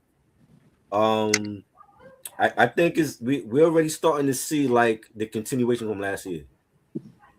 You know, we got Stove God Cook's long awaited new album coming out, all done by Swiss Beats. I'm interested in hearing how it's gonna sound. You know, niggas scared. Niggas are scared. I know. People don't want it. They don't want Swiss Beats doing the whole thing. You know. But I ain't gonna hold you. I think Swiss got enough common sense to go back in the basement with this one. You feel me? You got to. Yeah. Don't make it sound like you was producing this at some art gallery. Like go in the studio and do this shit. You know what I'm saying? Gallery. Now. He does art stuff now. Oh God. Oh wow. You know, Marciano we got the Juice Crew EP that RZA produced the whole Juice Crew EP. And MC Shan is still mad he's album. not on there because he forgot to put in his false teeth, but that's besides the point. Oh shit, Shan not on the album? He's on the Juice Crew album. It's only one song. Nah, he on there. It's only one song though. Oh, so I guess I remembered to put his dentures in that day. Okay, got it. Hey, like I said, man, I can't. Oh, damn, yo, my bad, bro. I thought I sent you that song with MC Shan. Remember the song with MC Shan? Oh no, I didn't get it. No, I didn't hear it. That rock song. I can't front y'all. Y'all might laugh at me, man, but I heard that shit a couple years ago. I think it's 24. Yo, the shit was fire. I can't even front y'all. I laughed because I couldn't believe I was rocking with it. But yeah, I was singing. I can't front, man. It caught me off guard, man. I just said, fuck it, shit hot. Yeah. So yeah, the Juice Crew EP was out. That was some dope cuts on that. So I definitely think it's a continuation. You got AZ dropping the album this year. Cool G Rap dropping this year. Oh shit, let's go. It's gonna be a lot of stuff. That Nas and AZ album need to drop between 26, 27, bro. Long overdue, man. For sure. Because this is the time now, yo. I seen, also Smith & Wesson got an album with Daz coming out. Yeah, I heard that. That shit tough as hell. That song I heard with Daz. Yeah, and that's another thing too, man. I could tell, you know what I mean. The way the beat sound that Smith Wesson was rocking to, I tell Daz was smoking that Cali. You know what I'm saying? And that's what I hope Swiss take. Just you ain't got to smoke a whole blunt, but just take, you know what I mean, just a couple pulls of that Cali or something, and then have Stove in the studio. You get what I'm saying? Because wine and cigars. He's smoking cigars and shit. Yeah, I mean, I ain't mad at cigars, but you know, listen, we all know that sometimes you can hear the element of what was taken in the music. Oh, God, get this idiot off the screen, please. What? This oh idiot. Shit! Oh, yo, hold up, nah. Hey, yo, hold up. We got a question for this one right here, bro. Auntie sounding motherfucker. Yo, oh man. He literally sounds like a southern auntie every time he opens his fucking mouth. He was recently on the Bootleg Kev show, and he was talking about. I think Kev set him up for that question, and he was talking about how he felt like old school rap was trash, and he's making fun of the Sugar Hill Gang. And what do y'all think about what he had to say? So he had the timeline fucked up. The Grandmaster Caz, and he had the timeline fucked up. He said the 90s and said Sugar Hill. Come on, man. Like man. The 90s, and that's what, 79, 80, whatever. You know what I'm saying? And punch this nigga in the face, yo. Like for real. I mean, it's like this. On some real shit though, it should be a list called "Niggas Don't Know No Better." Real shit, yo. On some real. You know why I say that, man? Because yo, he just don't know, yo. Real shit, and it ain't his fault. He wasn't around. You know what? No. Listen. He wasn't around the tough shit we was around. You got to read. You can read the fabric. You get what I'm saying? You can read the fabric. But that's an they can't keep using that excuse that he's young. Oh no. It's deeper than that. I ain't just saying as far as like knowing his history. Right. I'm saying I ain't never expect nothing from him since that shit with Joe and academics. It told me who he is, and he didn't grow from there. Now I might sound hypocritical, but I did like the shit with J. Cole, but that's because it was J. Cole, not him. You know what I'm saying? The beat, whatever, that was it. But let me tell you, he spaced out though. He low key spaced out. Like, you know how nigga that swing what they talking about, but they don't know shit. I found out the truth about this fucking clown when he was on High 97, and he tried to freestyle. Right. He was like, I'm not a rapper. Ebro put on the Gangsta beat for him, and he went to freestyle. Nah, it was a Nas joint. The one Nas did with Heavy D, rest in peace. Right. And he was like, I'm not a rapper. Come on. Yeah.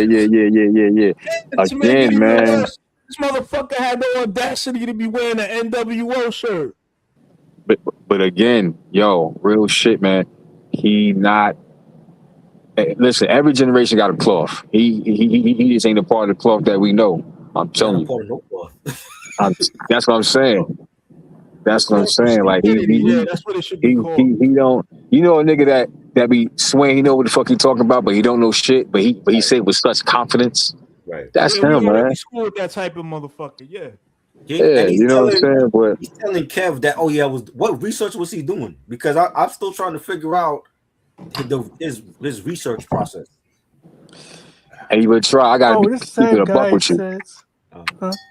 No, I'm saying I gotta keep it a buck with all of y'all. I'm surprised he was actually on that show because I didn't know. That's what I'm saying. Why was he even here? I usually fuck with real hip hop shit, right? Yeah, Bootleg Cat, one of them hip hop niggas. You know what I'm saying? You know. Yeah, you can check them. I'm like, these motherfuckers. And these niggas all had on fucking downstate suits on and shit. The fuck out of here. Bunch of fucking janitors. And niggas like they just got sentenced. The fuck. That the khakis outfits on. Yeah. Hell no, you don't wear no shit like that. I don't give a fuck. Dude, I was like, dude, y'all not from the West Coast, so. They look like the background dancers from the Super Bowl when Dre and Snoop performed. And niggas like a prison detail. Yeah, they do. Real shit. About to clean the fucking highway up. But it's just the way that he went about it. Like, it's one thing if you don't know the 90s hip hop, but then it's like he's making fun of like the Sugar Hill Gang and how they used to rhyme back then. And he said it was some bullshit, not realizing, nigga, that's the origin. Like, so he's basically calling Grandmaster Caz bullshit. Exactly. But again, he don't know no Grandmaster Caz. He barely knows Sugar Hill. I ain't expecting no Grandmaster Caz. Hell no, that nigga. What? And he was on the same. He was on some podcast, right? I guess he was asked about. I didn't listen to Jay-Z Black album. He said, I am not a fan of the live instrumentation of the album and stuff like that. Again, hey, listen. All right, here's the thing. If we did our research on a kid like that, and you probably heard the shit that he actually listened to, and in conjunction with the people that he's around or that possibly raised him, it probably was a motherfucking joke. Real shit. Yeah. Honestly. I don't expect nothing from him, bro. Real shit. I just don't. First of all, he still got the fucking lightsaber braids. He got the candy mystical braids. You get what I'm saying? Y'all ain't ready yet braids. You know what I mean? Right. Not the ain't my fault braids. It's before No Limit braids. You get what I'm saying? But his candy is got the little lifesaver shit going on. You get what I'm saying? So. Mind you, this is also the same guy who says, I can't name songs by Tupac and Biggie. See? Stuff like that. See? Right. Nigga, hey bro. I know 18-year-olds that rock with Biggie, Pac, Nas, and the shit that we fuck with. 18. You know what I'm saying? Real talk. So in this age, Kenny Max said people keep setting the young goofies up to speak on shit they don't know shit about. That too. That too. I mean, in this age, that's willful ignorance. Like you can, if you don't know, if you're not familiar with something, then you have the tools to find the information.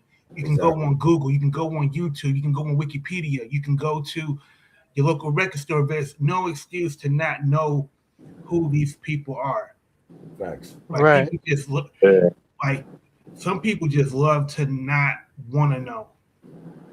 But bro, but that's the disconnect with the young generation and our generation. There's a disconnect that at some point I feel like both generations got to meet in the middle, and the older heads like us, they got to explain to the young generation this is how it was back in the 70s and 80s. You know what I'm saying? Like hip hop didn't start with Wu-Tang Clan and with Onyx.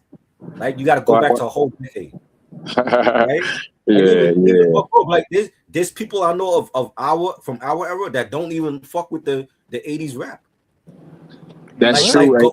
That's true. No, that's true. Yeah, it's golden ever for them. It start with Wu-Tang and everything from 92, 93 and so on. Yeah, they might start with like a Tribe Called Quest, some shit like that. You know what I'm saying? And I feel like the 80s decade has to be recognized more. Because even some cats like in my age group that don't even fuck with the Beastie Boys. Right. Beastie Boys, Rakim, EPMD, Slick Rick, they all came from the 80s. Run motherfucking DMC. You know what I'm saying? They didn't start in the 90s. Yeah. Run DMC, LL. And that was a good era. And yo, that was a good era though. Like Run DMC, man, they was magic, bro. Listen, they was like the first rock star rappers to me, man. Oh yeah. Straight up, yo. They said wrong with that nigga, yo. They said so how did this dude, Lil Yachty, says, he never listened to rappers to lie. And he said, he thought it was trash. He was making fun of the style, and I'm like, none of that is called for. Like, if you don't know it, just say you don't know it. But to not to like make fun of how they used to rap, like he could rap any better than them. Right. You know what I'm saying? I'll still listen to a Sugar Hill Gang record right now over Lil Yachty any day. Bro, I know Grandmaster Cash freestyle, doing some damage, but again, man, listen. I get T.I. sons on his. I get T.I. sons on his ass. You know what I'm saying? What's his name? King and Money, man. King. Yeah, man. Like, but I think a lot of the disconnect has to do with people not understanding that the technology that we use to listen to music is completely different. Like, if you told somebody that once upon a time that we used to listen to music on something called a boombox, right? I think it would blow their mind. And I think there's so many people that are used to having music that is readily on their phone, right? That they just can't fathom that we used to have to, take, songs from the radio, from my boombox. If you had a double tape deck, you would make pause tapes. You would make your own mixtapes. So I think because everything is so readily accessible, people can just shit on things from the past without understanding how that music was shaped and created. That's another thing it's too, Rock. Generation. Rock, like when the Primo and Nas album came out, and there's so many people that hated the production. I'm like, how? Oh my god! Are y'all listening to this album in headphones or through like speakers? Nah, but it's what y'all said though. It's one is disconnect, and two, like you said, it's what you and Rock said. It's a disconnect. That's one, and two, what you said. A lot of people from our era don't fuck with nothing past the early '90s, maybe late '80s, and that's it. And us that appreciate the '80s understand this because that's the element. That was a core element in this shit. Low key, shit, nigga. It was actually more '80s than '90s. Facts. Low key. Facts. You know what I'm saying? So, because trust me, I heard niggas saying I can't stand this shit. Yo, you can have that shit, bro. I know you know. I said, all right, it is what it is. But that's but at the same time, they'll be like, oh, I love Rakim, I love Slick Rick. They came from the '80s. They didn't start. Yeah, but a lot of times niggas be saying shit they ain't heard. You know how many niggas say they heard Nas is Illmatic is Nas' best album and never heard this shit? Can't name one fucking verse. Right. You know what I'm saying? A lot of niggas be saying they just say Rakim because Y'all everybody be else say that fucking with shit. people like that too. When I be outside, I'm like, "Oh, you like Illmatic? All right, name 5 songs off of it." Then. Exactly. Yo, That's mostly even what's the name? younger generation What's that's old school music like that.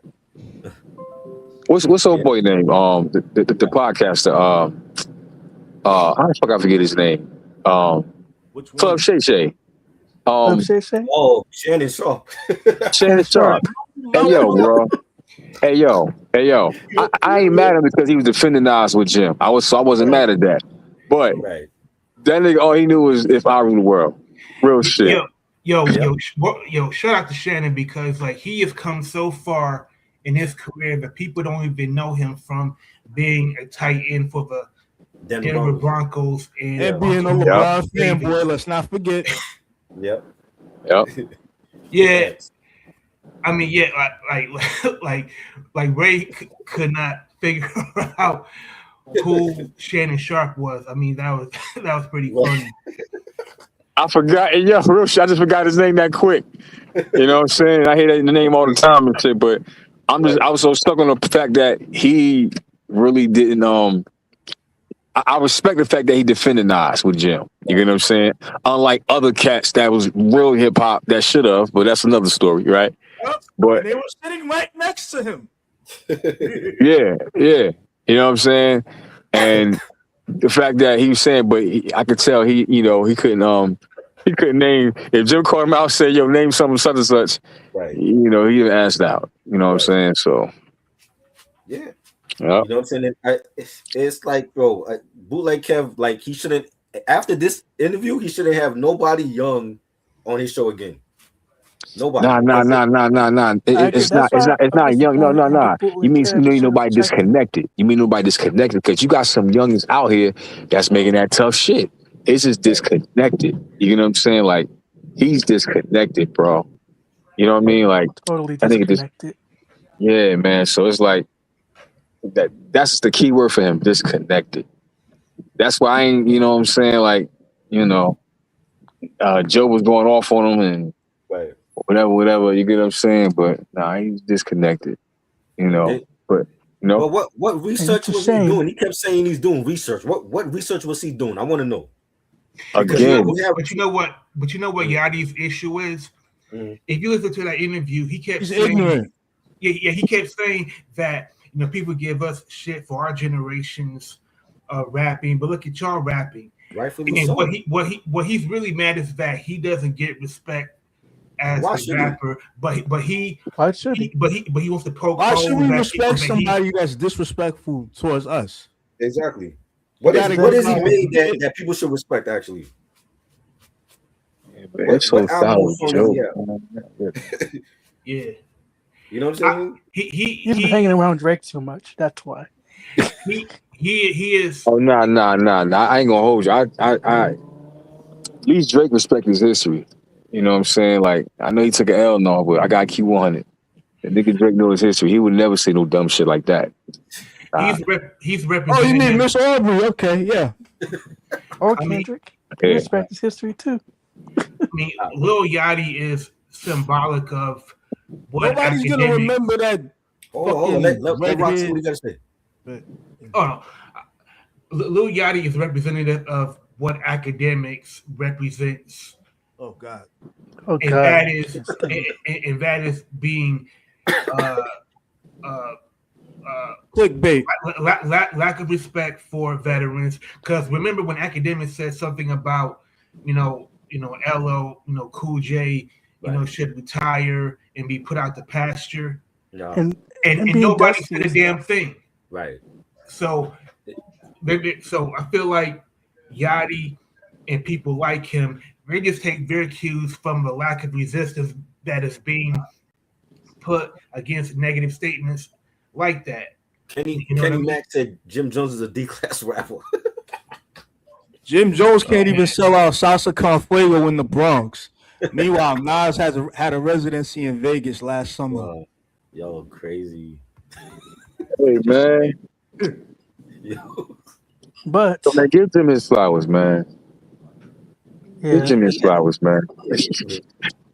You know. Nah, but Yeah, like I said, that little Yachty, man, he's disconnected, man. Yeah, I'll give him his flowers for being the oldest 11th grader I ever seen in my life. God. Now I ain't gonna front though. But again, even with him, to me, jumps to that nigga. What fucks him up is when he says certain shit, with, you know, the trolling and shit like that. But I can't even front, man. When it came to that verses, out of all of them, as far as the locks and solo, Dipset, whatever, right? That was like what 2021. The person to me that had the best solo current album was him, the El Capo. I fuck with and it's crazy because I fuck with the El Capo album more than I rock with the Ignatius album. That's fucked up. And I'm more Jadakiss and Locks. I'm more Jadakiss and Locks. You know what I'm saying? And he was focused back then. That's why I think he need to cut the braids off. When he got the braids cut, he focused. And grew the braids back. You know what I'm saying? Oh, you know, man. Got the braids. He got the braids. Next thing you know, he's saying Nas ain't fucking with him. I'm like, all right, here we go. You know what I'm saying? Here we go. Did you see Rory and Mal on Math Offer and the debate they had about Jadakiss albums? Yeah, yep. I'm not mad. How long I've been saying this? I've been saying this about Jadakiss. He don't have a classic album. Yo, I'm not mad at them. He has classic songs, classic verses, but not classic album. It's a difference. But I'm gonna be honest with you. I think he was on the verge of having one if he took advantage of the reach from West Side. Yo, Rock Marciano, Alchemist, Jadakiss. Look how that sound. Yeah. Let's switch get a song. Fuck it. Let's switch get a song. You know he can want one. You know what I mean? Right. Yeah. Let me while we on the subject, you know what I mean? of Bad Boy. Huh? What? While we on the subject of Bad Boy, is Mace a top 5 Bad Boy rapper to y'all? Absolutely. Alone, yeah. I mean, just him spitting the mixtape shit, the album.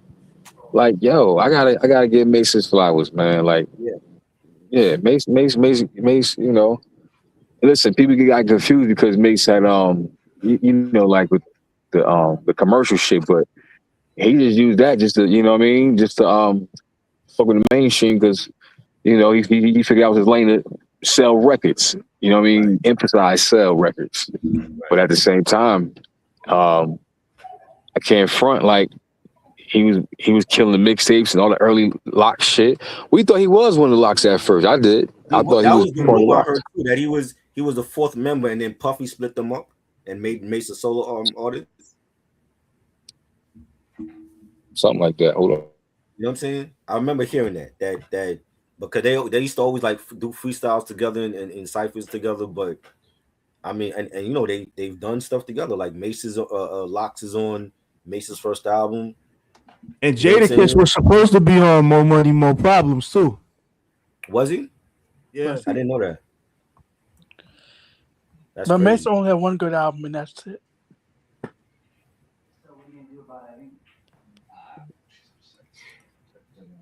Yeah, I mean, I love Black Rob as an MC, but it's hard. I mean, I love Black Rob as an MC, but it's hard for me to put Black Rob over Mace, considering Mace's contributions to Bad Boy as a label. I mean, number one is who Biggie. was the worst rapper in Bad Boy? What you mean? Diddy. Who else? Diddy. Okay, yeah. No surprise there. It was Diddy. What about the white boy, Kane? Remember him? It was Diddy. He didn't last long. Nah, they had a white boy? I don't remember that. Yeah, MGK? Kane, like the MGK? Yeah. He went into rock. Huh? MGK, yeah. He went. No, Kane? not him. I don't remember Kane. I remember MGK was Kane. Oh, no. MGK?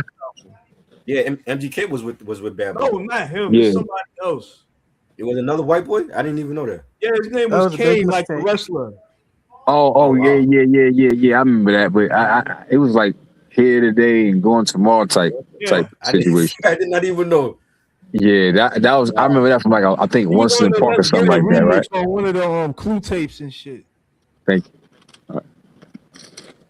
Yo, between between That's Black crazy. Rob, G Dep, and Shine, how would y'all rank those three MCs? You know, as far as like being the best after the 2000s. I think Sean better than all of them. Yeah. Album and everything. And I ain't gonna hold you. That first album was a classic to me, yo. I can't even hold you. I remember when that shit came out, yo, we played that shit in the shop. I probably was in the shop for like a few months. That's summer 2000. And yo, we was shocked. It caught us off guard. And next you know, he had to go to jail. The case, yeah. Huh? Yeah, he we all heard Nas said on Purple. Yeah. Say what? I said we all remember what Nas said on Purple. Did he did I like Dirty? He did, yeah, I mean, listen, this shit came out though. With different lawyers. Right. Yeah, I remember that on Purple. Yep. Yeah, but and I remember he held that album down by himself. He didn't have any guest appearances. Hey, you know what? He didn't. It was by himself. Real shit. Yeah, he that shit was tough. You know what I mean? You know, doing time threw him off. You know? Because the next album, I heard a little bit of that. I felt like if you look at Shine, Depp, and Black Rob, the only one that got a second album was Black Rob. Right. Yeah. I mean, if you think about it, like Depp went to prison, Shine went to prison. I think Loon dropped an album, went platinum, then went to prison. I mean, but it's a trick about Loon though. Mm-hmm. Wow. Guess what I found out about Loon? What? All this time he wasn't even signing Bad Boy, yo. Oh wow. He was still making money, and I guess of course I knew Puff owned the rights to them songs and shit, probably, but Loon was kind of like low key freelancing and shit. He never signed a Bad Boy. He said that shit when he touched down. That's crazy. You know what I mean? Yeah. So interesting. Mm-hmm. That's crazy. I didn't even know that. Yeah. I mean, that song with him and Mario and Diddy, I mean, that shit ruled the summer of 2002. Yeah. Yeah. I mean, that was 03. 03? Yeah. I look to you now. That's what I better. Oh yeah. I need a girl. Don't stop now. Straight to the top now. That's the year I met him. I went to spring break in South Beach, and coming home in Miami International Airport. He was standing in front of me, and I didn't know it was him because he never turned around. Right. And when I'm checking my bag in, and I see him, and then like the girl that was checking the bag, she asked for his autograph. I'm like, oh shit, Liz Loon, and he gave me £1, but he was heading to Minnesota. He had to do a show out there, and they delayed it because Miami ended up having a tornado watch, and they delayed all the flights, and I didn't get home until like 5 a.m. the next day. So I spent the night at the airport. Yeah. Oh man, it was crazy.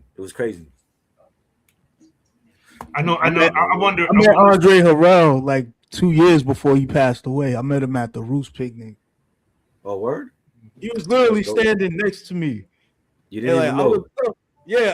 I knew it was. It's you know how it is when you see somebody and you like that, and then I'm like, "Excuse me, sir, you Andre Harrell?" And then he goes, "Yes, I am." I'm like, "Oh shit." Who else he gonna be?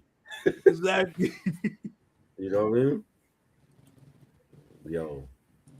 How did how did y'all feel like when Mace, was trying to sign to G Unit? Did you feel like he found his was washed G Unit? Nah, he wasn't washed. Remember he was on the Window Shopper remix.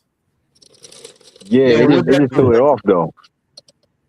Y'all don't think it got thrown off like all right, it's what this is why to me I just think the reason why it looked awkward was because one, Mace just came out of retirement from being a pastor. That's one. So that's already like a awkward, look. when he came back, he was on some like, he wasn't talking gospel, but it was just clean. You know what I mean? Welcome back, clean shit. Right. But then all of a sudden, he wanted to go back to Murder Mace and be with G Unit. And then Tony Yayo was saying some shit about Mace said he'd have stabbed Fat Joe and shit like that. And that made it look kind of crazy. You get what I'm saying? Not saying he couldn't make good music with G Unit, because I'm pretty sure Mace still had bars, and I could see Mace on whatever G Unit beats. But I think that the whole image switch up threw it off. If that makes sense. Yeah. Can you post another picture? I'm tired of looking at this damn. Like, yo, come on. Yo, and he has the nerve to wear the old English T on his hat. Damn. Ooh, I know you and your feelings about that. Oh, hell no. Oh, yeah, Rock ain't having that shit. Oh, hell no.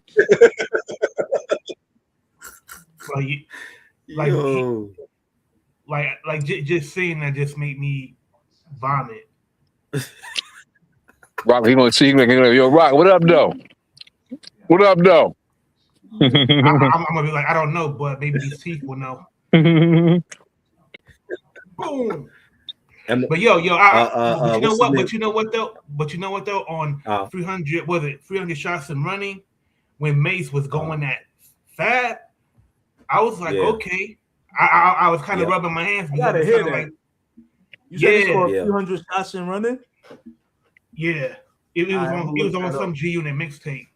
Oh boy. But I did like, because it's a whole bunch of G Unit mixtapes. Which one? Well, I mean, I think it was the 10 Years of Paid Crucified for the Hood mixtape. Yeah, from 06. That's the one he did a Machiavelli cover. Yeah, you talking about the one with the shit like the Christ he's wearing like thorns on his head, and he got like teardrops for blood. Yeah, I remember that.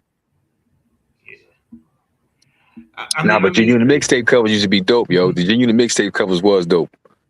Yes. I could see what 50 was. And I bet you every white boy in the suburbs got them all up on their wall and shit. I could see what 50 was thinking. I never forget when I was in college, right? And like I'm leaving the bar and shit, feeling kind of good, you know. I got 100 on my exam, so I'm celebrating. And then I go outside and I hear these white niggas, because you know we from New York, so everybody's a nigga, even white people.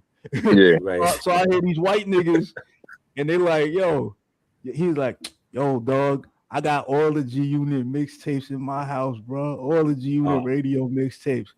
And I'm like, and I look at them, I'm like, what the fuck are y'all doing? Really? Hey, yo, get the fuck out of my face with that bullshit, bro. And then they left. Yo. Kenny Mack said, MOP never put out an album, and he never put out an album on G Unit or Rockefeller. I mean, they got you twice. The story about how like it's in Prodigy's book when he talked about how like 50 dropped MOP and Olivia from the label because they had a meeting, and MOP was like, okay, and then like Olivia kept coming up with excuses, and then Prodigy was like, yo, you could have signed any R&B artist you wanted, but you signed her. She couldn't sing at all. On top of that, she had a big fucking forehead too. Oh, hey. Damn. In Prodigy's book, he talked about how the first after Mobb Deep signed to G Unit, 50 held a meeting.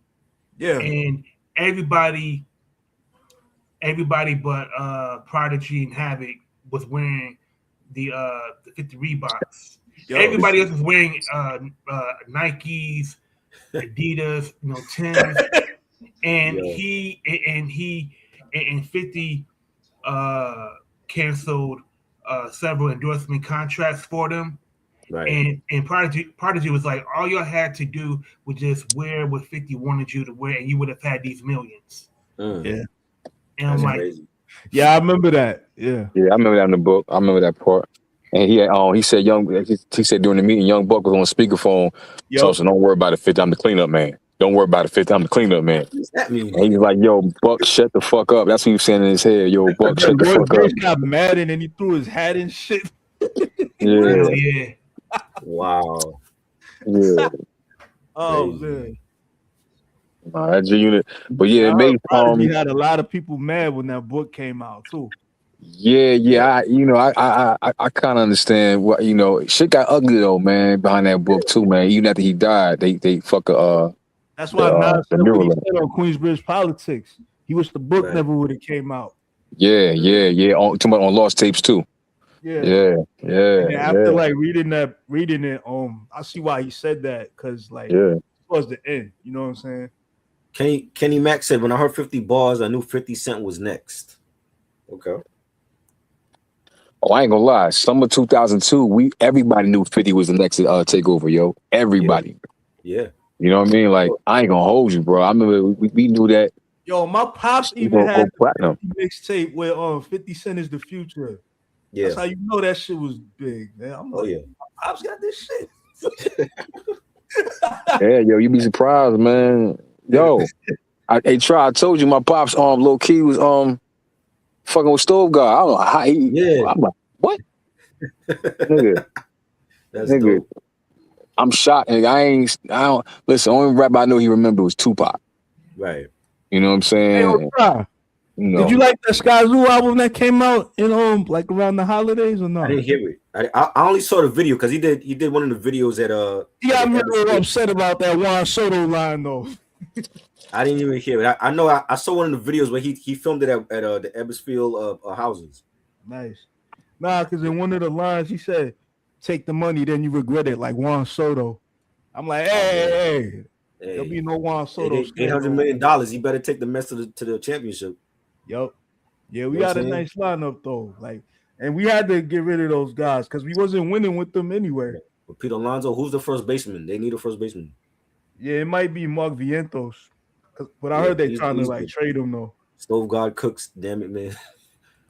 Man, Stove God. That's a heavily anticipated album coming out now. Yeah, man.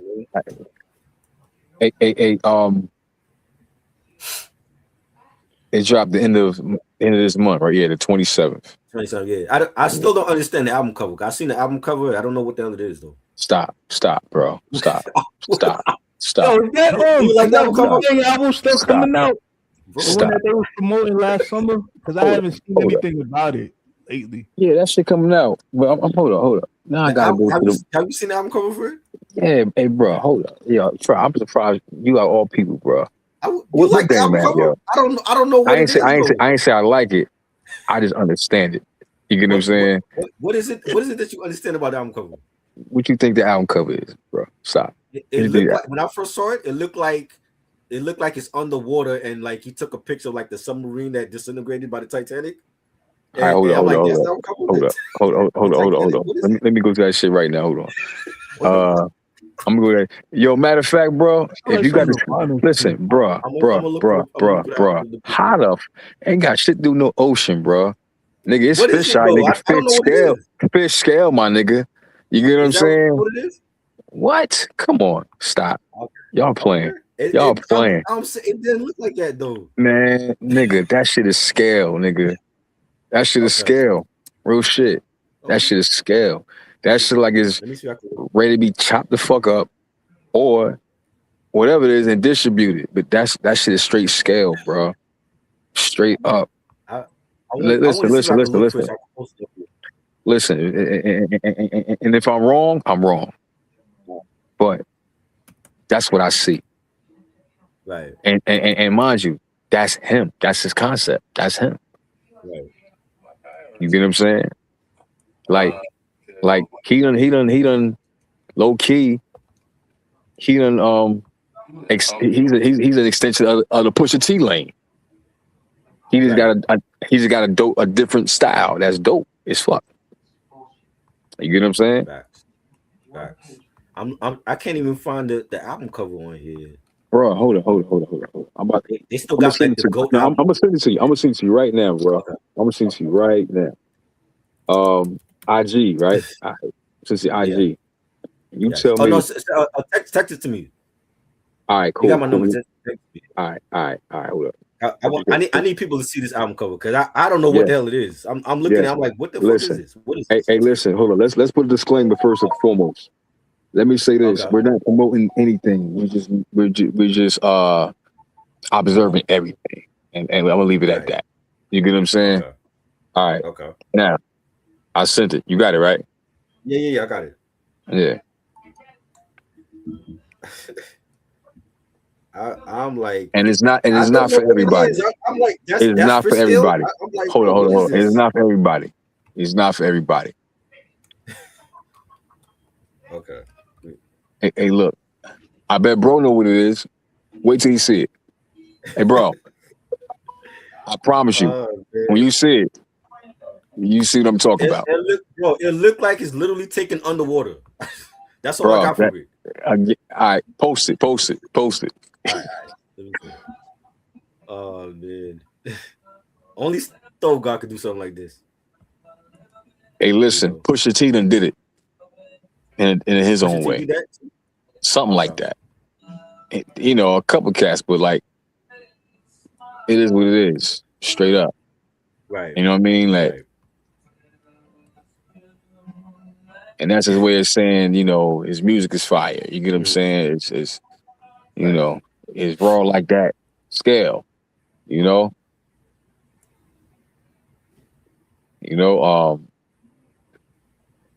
Facts. So you got it? I get the idea. I'm just like, at first I'm like, what the fuck is it? What am I looking at? So are you gonna post it or not? Are you gonna post it? I never seen no album cover like that before. Yeah, I'm about to post it up.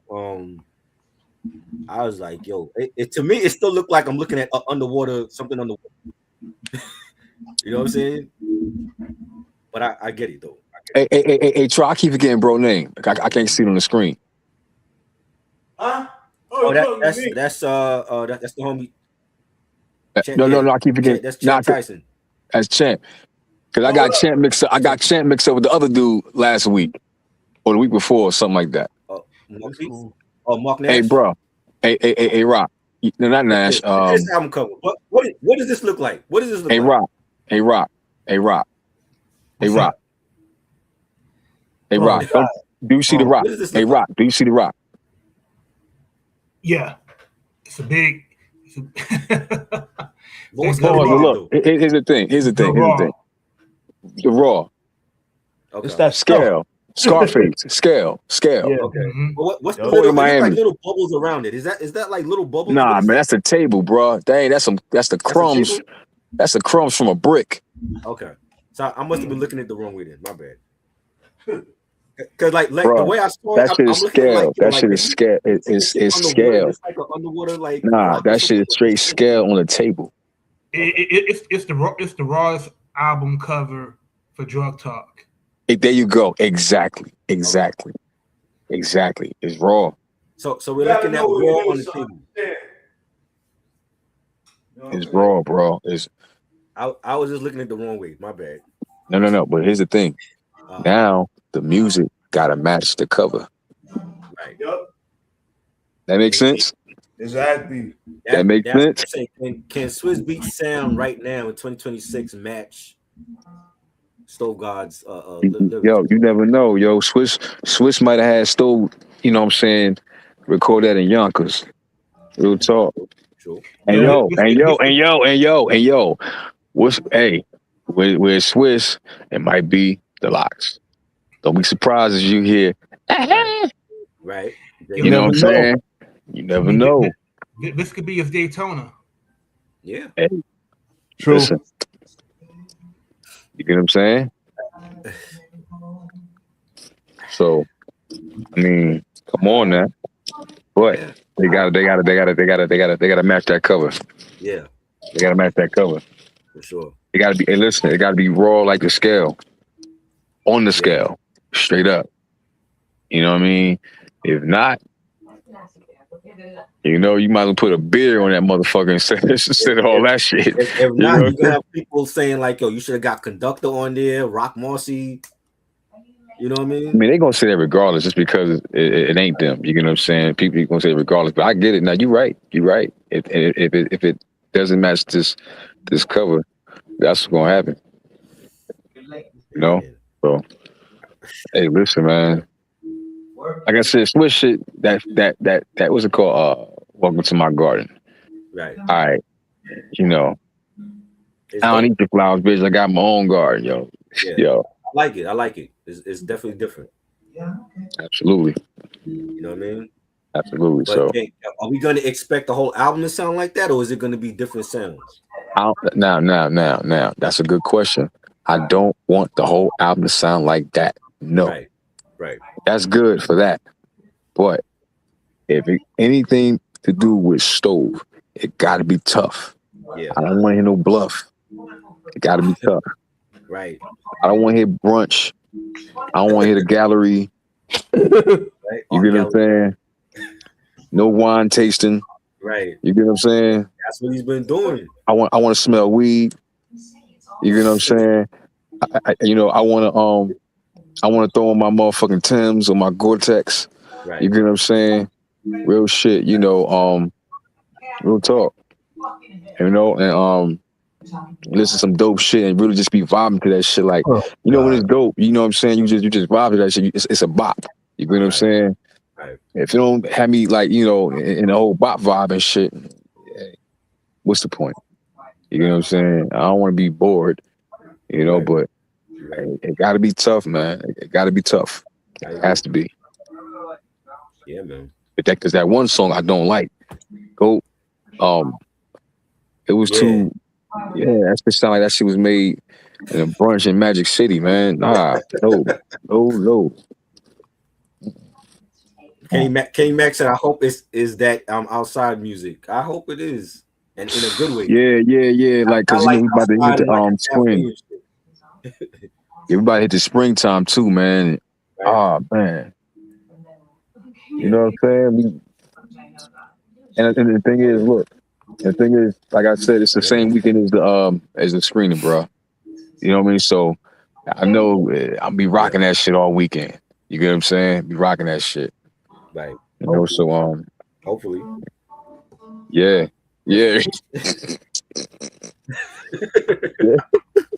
Hopefully. Nah, hey, listen, I got faith. I got faith in Swiss, yo. Yeah.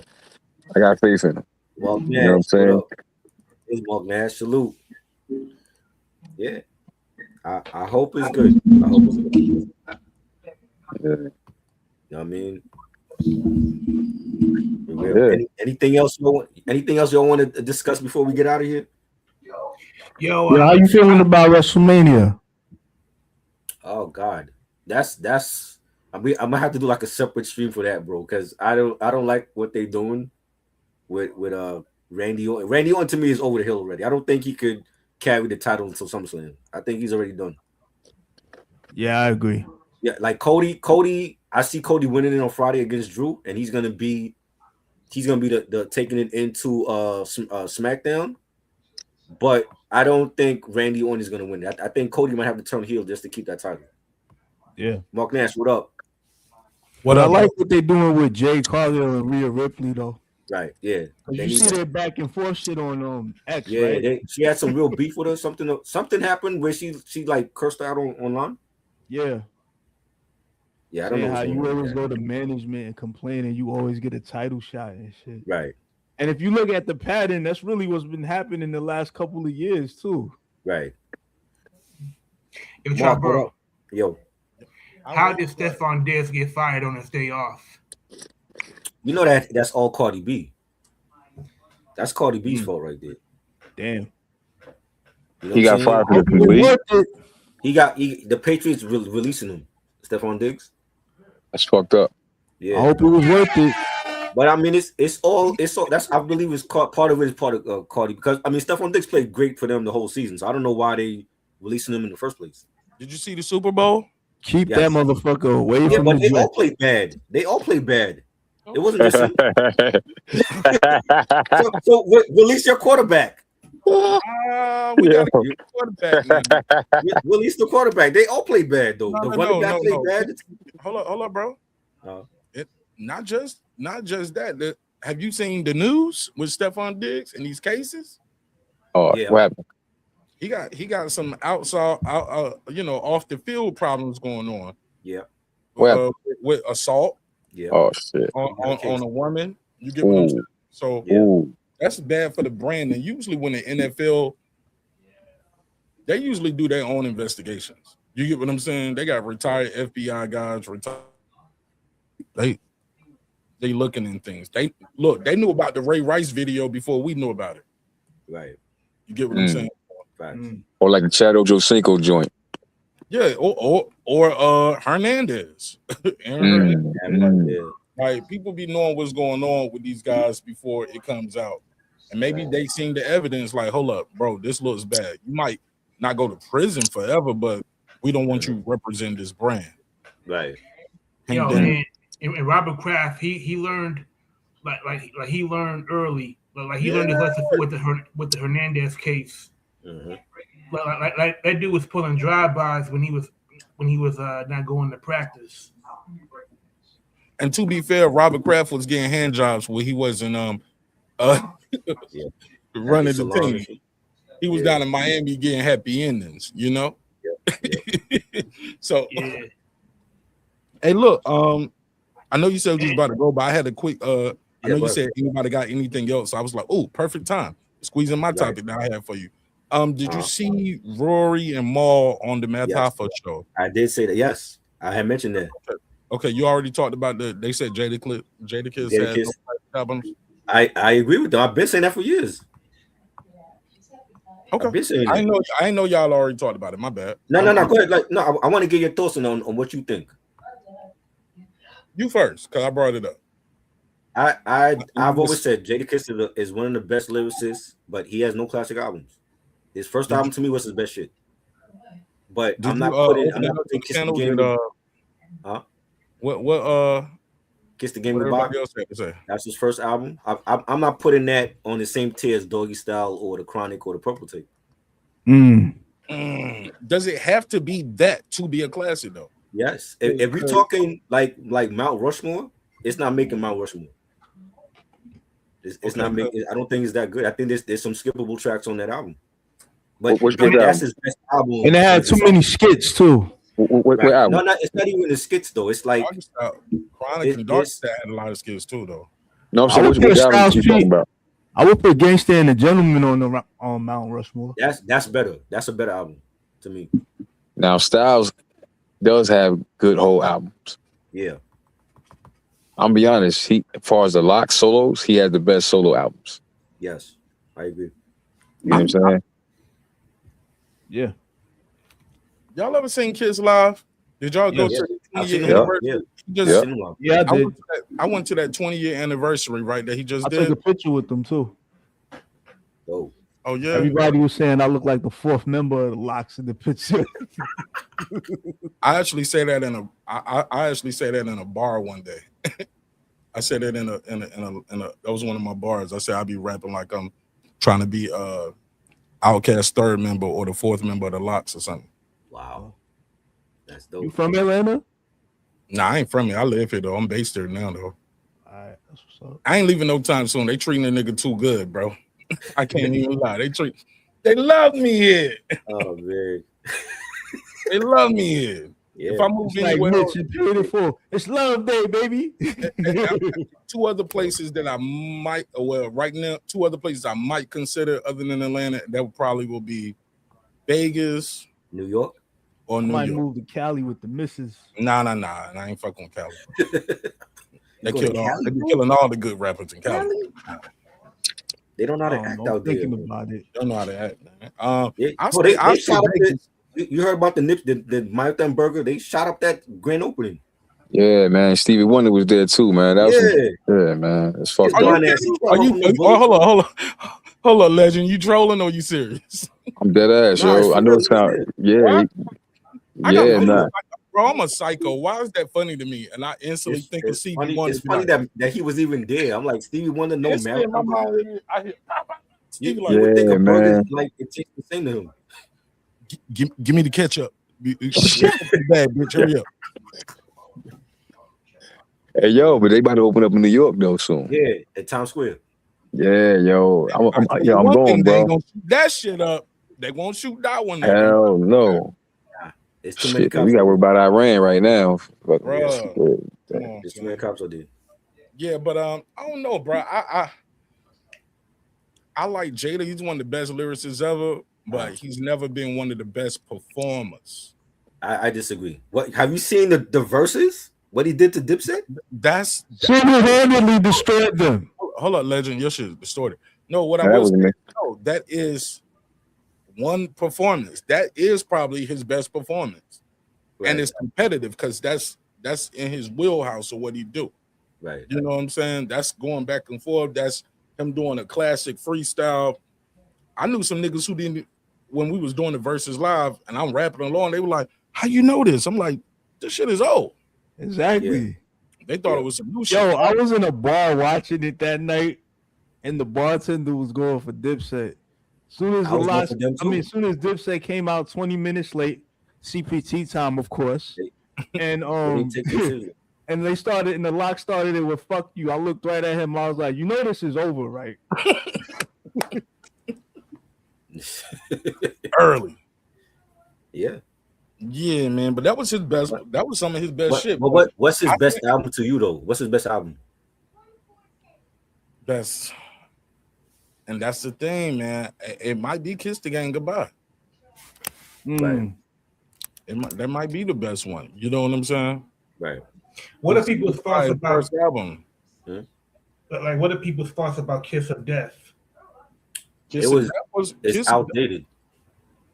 It sounds outdated. Which one sounds outdated? Kiss of Death. It sounds like 2004. Like the Kanye joint sounds outdated. The Mariah Carey joint sounds outdated.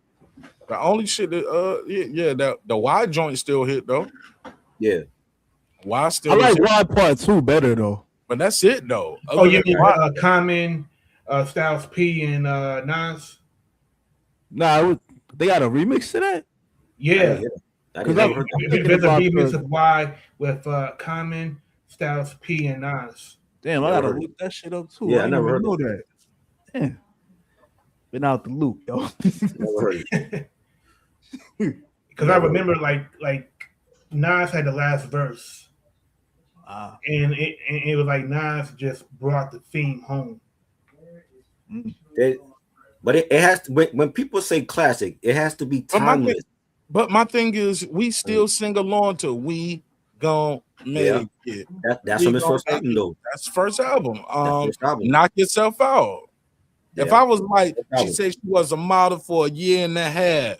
Niggas know what comes after that. Right. First album. Yeah, that's what we didn't say that. Okay, so what? And we didn't say it had to be his fifth or sixth album. The first album might be a classic. No. It's his best album in his discography, but at the same time, that's not saying a lot because I wouldn't put that against Ready to Die or Straight Outta Compton. Does it have to be a battle though? Because some of those albums I wouldn't. Or It Takes a Nation of Millions. Right. Yeah, but some of those albums I wouldn't put beside Doggy Style or Reasonable Doubt or perfect example. If we talking the best of the best, those albums are timeless. I don't think Jadakiss album, his first album, is on that tier with those albums. Fair enough. Yeah. Sure. You know what I'm saying? And he's not the only one. That Cannabis, great lyricist. He has no classic albums. Cassidy, another one. Yeah, but the difference between the difference between Cassidy and Kiss though, you might not like the classic album, but Kiss can put together a 2-hour show just by itself or an hour show. Maybe just not off that first album, but take that off, take Knock Yourself Out and We Gonna Make It off the first album. Take Y off the next album. You get what I'm saying? Right. Like you can piece together a good hour-long show. Oh yeah, for sure. I mean, if you let Cassidy tell it, Cassidy invented rap itself. Especially if you seen him as a battle rapper, right? That dude, like he thinks, like, and I get it. Every battle MC should think that nobody could beat them, but his level of confidence is delusional. just like DNA. No, I'm like DNA is on my Mount DNA dope. Rushmore of battle rap. Huh? DNA is on my Mount Rushmore of battle rap. Facts. He is that good. Yeah, yo, try. You remember when I posted that video last summer of him like just freestyling about fitted hats, right? Right. Oh yeah, that was dope. That was dope. I like that. That was fire. Yeah, Papoose, he can rap, but he has no classic albums. He's another one. Yeah. I mean his first deal on Jive Records was pretty much it was pretty much worthless because Jive went bankrupt. Oh yeah, speaking of Jive, rest in peace, Bob Power. Yeah, rest in peace. So let me ask you this: is it a diss to tell an artist, or to say, hey, look, is that a diss? Saying, hey, look, I don't think Jadakiss has a classic album, but or let me finish this all the way. Or can you even say you top 5 dead or alive if you got 5 studio albums and none of them were classics? Let me tell you, Mark.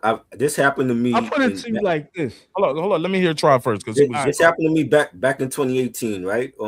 There was a page I was on that was public, and the person posted their top 50 R&B artists of all time, solo artists in groups, and Next was on that list, right?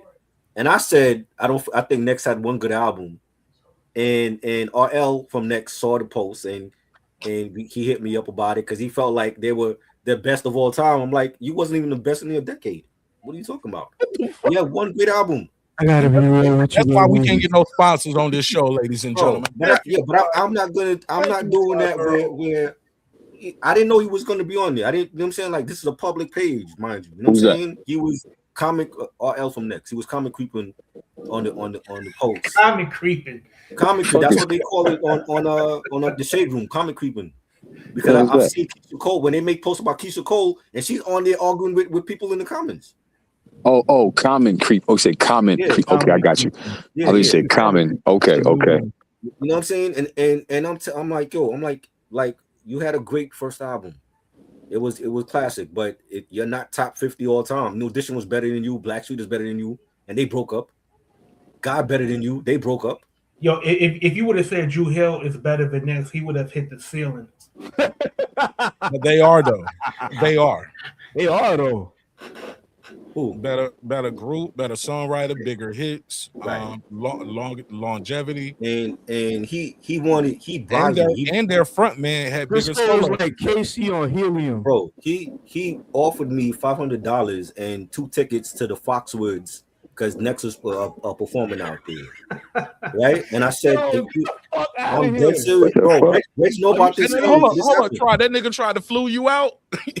No. He tried to get flued out. They tried to fly me out. He wanted to bribe me so that I could change the comment because he was like, yo, like you should have took the money and ran. Nah, man, it's not about that. I wanted him to come on the platform, and he was like, "You sure you don't want no money?" I'm like, "Nah, it ain't about the money." I'm like, at the end of the day, I'm like, bro, I've been seeing so many legends in concert. You know what I'm saying? He tried to freak you for the low too. Nah, he wanted me to change the statement. I'm like, I'm not doing that. I'm like, yo, you had one good album. Or maybe he wanted you to see them live, and maybe that would have changed your perspective. Like, yo, look at this shit. You don't even know all the records we got. They second album for Wifey, Average only spent money on one video for them. They didn't give them another single. Wifey was like, don't pick it from their second album. You sound distorted. Say it again. Right. Say it again, bro. No, I was saying he tried to pay you to change his statement. The homie with the glasses. Yeah, he wanted me to change the statement. No, I was saying that. Oh, go ahead, yo. Yeah. No, I was saying they didn't even have Little Mo in the video for Wifey either. Don't turn towards the mic. You know you don't have to do that. We can hear you better when you just talk straight. Just to let you know. When you turn straight, when you turn to the mic, you sound like this. Gotcha. Yeah, so they only gave them money for one video, which was Wifey, right? And he's like, oh, don't his real name is Robert. He's like, don't call me Robert, call me RL. I'm like, bro, I'm not one of your fucking female fans and shit. What do you think you talking to? You know what I mean? So hold on. He wanted you to call him He wanted me to call him by his abbreviation. I'm like, nigga, your name is Robert. I'm not calling by your fucking name. How you know his name? His name is on his fucking page. It's on his page. It was Robert and he L. took it off or whatever. Hold up, bro. So Jay-Z, you gonna call him Sean? What am I gonna call him? Diddy? What you should have call him Jay-Z or Jigga. Yo, try, bro. Call him Sean. What you should have done is say, what are you gonna do if I keep calling you Robert? Oh Lord, bro. What are you gonna do? It gets better though. It gets better, right? This was all on the weekend, right? He went to my page and he saw the live stream that me, Reg, and Ashley did. He went on that live stream and we didn't even know it. He didn't say nothing on there, and he took a picture of us and then put it in his story, right? And he was pissed off that I said what I said, and I saw it and I'm like, I made a video. And I put the Purple Rain album in there. I'm like, yo, you see this album here? You will never have an album like this. Damn. And I made sure he saw it. Cause I sent it to him in his DM, right? So he deleted what he put on there, and then he's like, I'm like, I had a conversation with dude for like a whole hour. I'm like, bro, come on the platform and tell us why you feel like Next is one of the best all time. He didn't want to do it, but I'm like, well, I'm not changing my statement because I'm like, you had a great first album, your second album was not good, and then your third one was forgettable. Exactly what I told him. I can't believe a celebrity put full court press on you over your opinion. And bro, and then he blocked me. I'm still blocked on his page to this day. This was 2018. Blocked your ass too. Yeah, you come on. You know what I'm saying? So I'm like, again, I didn't know he was gonna be on there. Like, this is a public page. Yeah, but once you start going back and forth, you disrespect the nigga, block you, nigga. You never come into a next show. That shows he ain't got thick skin, because I'm sure people say worse than that. Yeah, I mean, I thought he had thick enough skin to even engage back and forth. Most people just would have saw it and blocked it. He tried to have a conversation. Exactly. He wouldn't have a conversation about that. Oh, I'll give you 2 tickets to Foxwoods where we performing and $500. I'm like, I don't want that. Yeah, come to the show. I want to see how good we really are. Yo, because if I said yes, then you wouldn't do that. If you wanted him to come to your show, but if I said yes to that, then he would have been proving my point. Like, oh, well, you just said this so that I can give you money. And nah, it ain't about the money. Hold up. No. Does that mean just because you don't hate Next, you don't hate their music, correct? No, I don't. You just don't think they're top 20 or top 50. They're not top 50 all the time. Nah. Yeah. 98 Degrees is better than Next. Damn. I didn't listen to 98 Degrees. I don't know. I'm just joking. I'm just saying, but it's like for if you look, yo, bro, they had Jill Scott at number 50, and they had Ashanti a higher than her. I'm like, Ashanti's not better than Jill Scott. Wow. You know what I'm saying? So it was already a Fugazi type of list. I'm like, bro, y'all forgot Earth, Wind and Fire. You forgot the Gap Band, Cool in the Gang, but they got Next on here. Yo, Janae is better than Next, and they were produced by the same producer. Come on, man. Really? Nah, bro. I ain't playing Janae, bro. In the whip. What? We play. Me and my wife. My wife. We playing Wifey. We playing Too Close. We gonna play Butter Love. Okay, that's they 3 hits. I'm not playing Shy Guy. That's they 3 hits. Janae got more hits than them. I'm not playing Shy Guy, bro. What's Shy Guy? Ain't that Janae? Nah, that's from that's from the Bad Boy. From the Bad Boy. Who is that? What give me name 4 Janae hits. I named 3 from there. They got Hey Mr. Sending DJ. My Love to You. Sending My Love for a Reason. Say what? Huh? Say what? Everything happens for a reason. Hey, Mr. DJ. Hey, Mr. DJ is the shit. That's where it stopped at. Hey, Mr. DJ. No, it does not. They got 4 from their first album. Yo, that first album has great replay value. Yo, check out Groove Thing. Check out Groove Thing. That vibes. How they sample EPMD. Yep. Yeah, they was tough. That's KG. KG did that whole first album. Yeah, I gotta go dig in the crates for that one, bro. Because man, Groove Thing was in an episode of Fresh Prince of Bel-Air when Ashley wanted to be a singing star, and Uncle Phil forbade Bill from being a manager, and then they had Carlton and Will being the backup dancers. Yeah, He said Diana King was shotgun. Kenny Mac. Yeah. Diana King. You remember that? Okay, Diana it was King? Shame. No, they had this on Shame. That's the one I was thinking about. Yeah. Okay. No. Yeah. Okay. I see Vibe, Sending My Love, Shame, Groove Thing, Hey Mr. DJ. That's the big hits. And that's big hits. it. That's the Yo, big hits. they also did the collaboration with Busta Rhymes on his first album. Yeah, it's a party. It's a party. You never heard it's a party? Man. You never heard it's a party?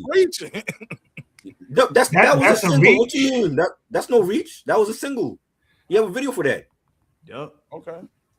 That was a hit, and then you got the second album. Was it Saturday Night Hotline or whatever it's called? And they had the locks on there too. Yeah, they got more hits than RL's. I don't think Groove Thing, Sending My Love, Vibe, and Shame are not bigger than those other songs I named. Those are big hits. Those are big hits in 93, 94. But they're not bigger than they not one hit wonders, bro. They're not one hit wonders. Close. They're not one hit wonders. And Wifey. But they're not one hit wonders. That's what I'm saying. They got hit records. Johnny got hit records. They could do a five song battle right now. You know what I'm saying? Damn, you said 5. I mean, 5. Well, they broke up after the second album. They broke up. Yeah. They didn't have number one. Too Close was number one. Butter Love was charted very highly as well. Yeah. They have 3 big hit records: Wifey, Butter Love, and Too Close. That's it. You know how hard it is to get a number one? They got a couple of them. They got 3. They got 3 big hits.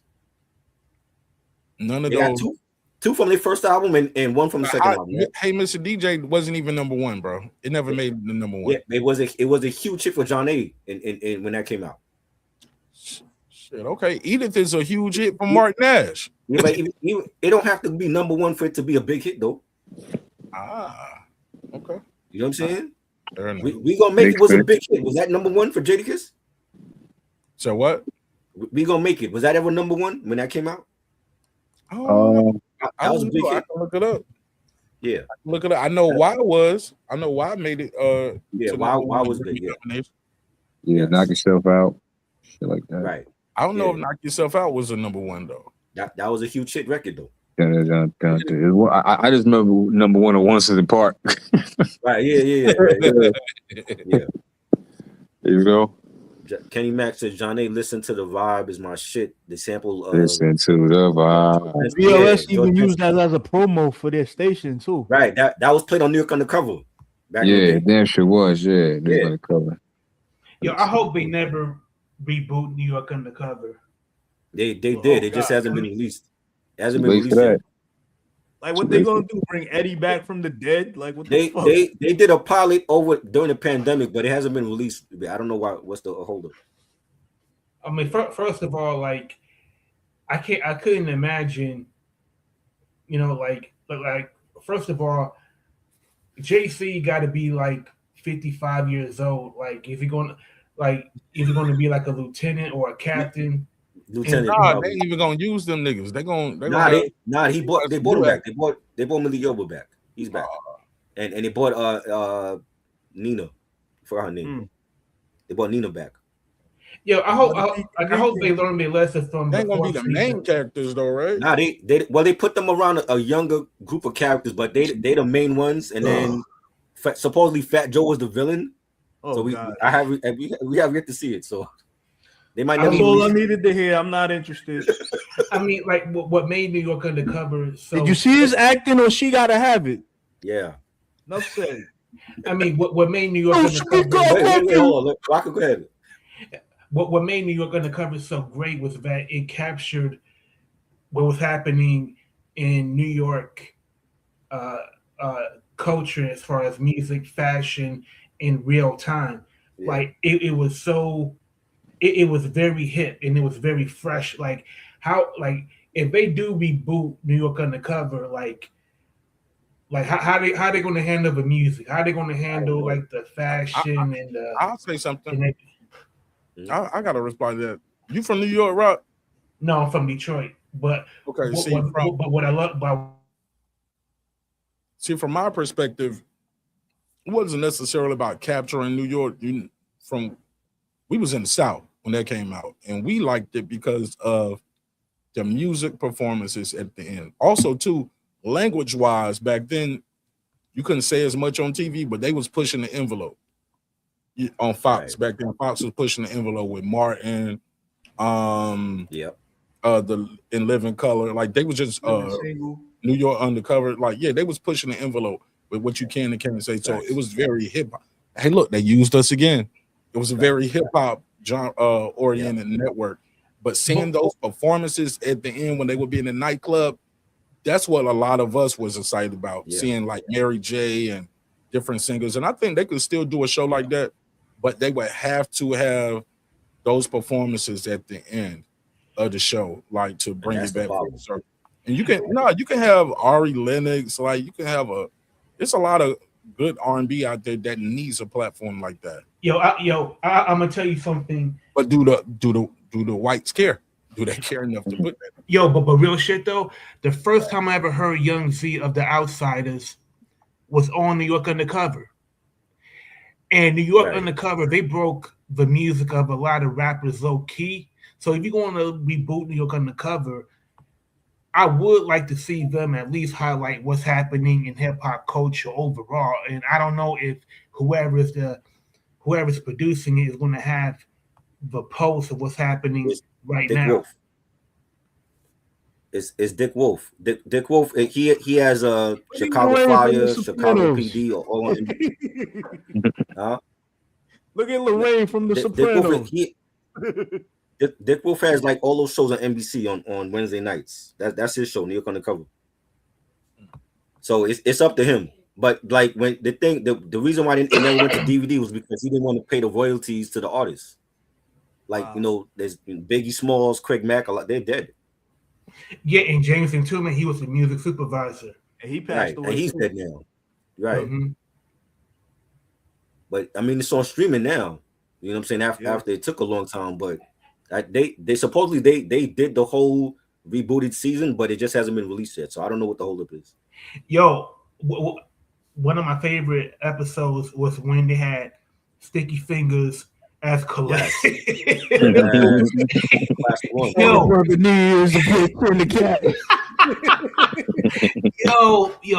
That was one of Sticky Fingers' best acting jobs because like he really shined in that episode, and he played Yo-Yo, like a bird, right?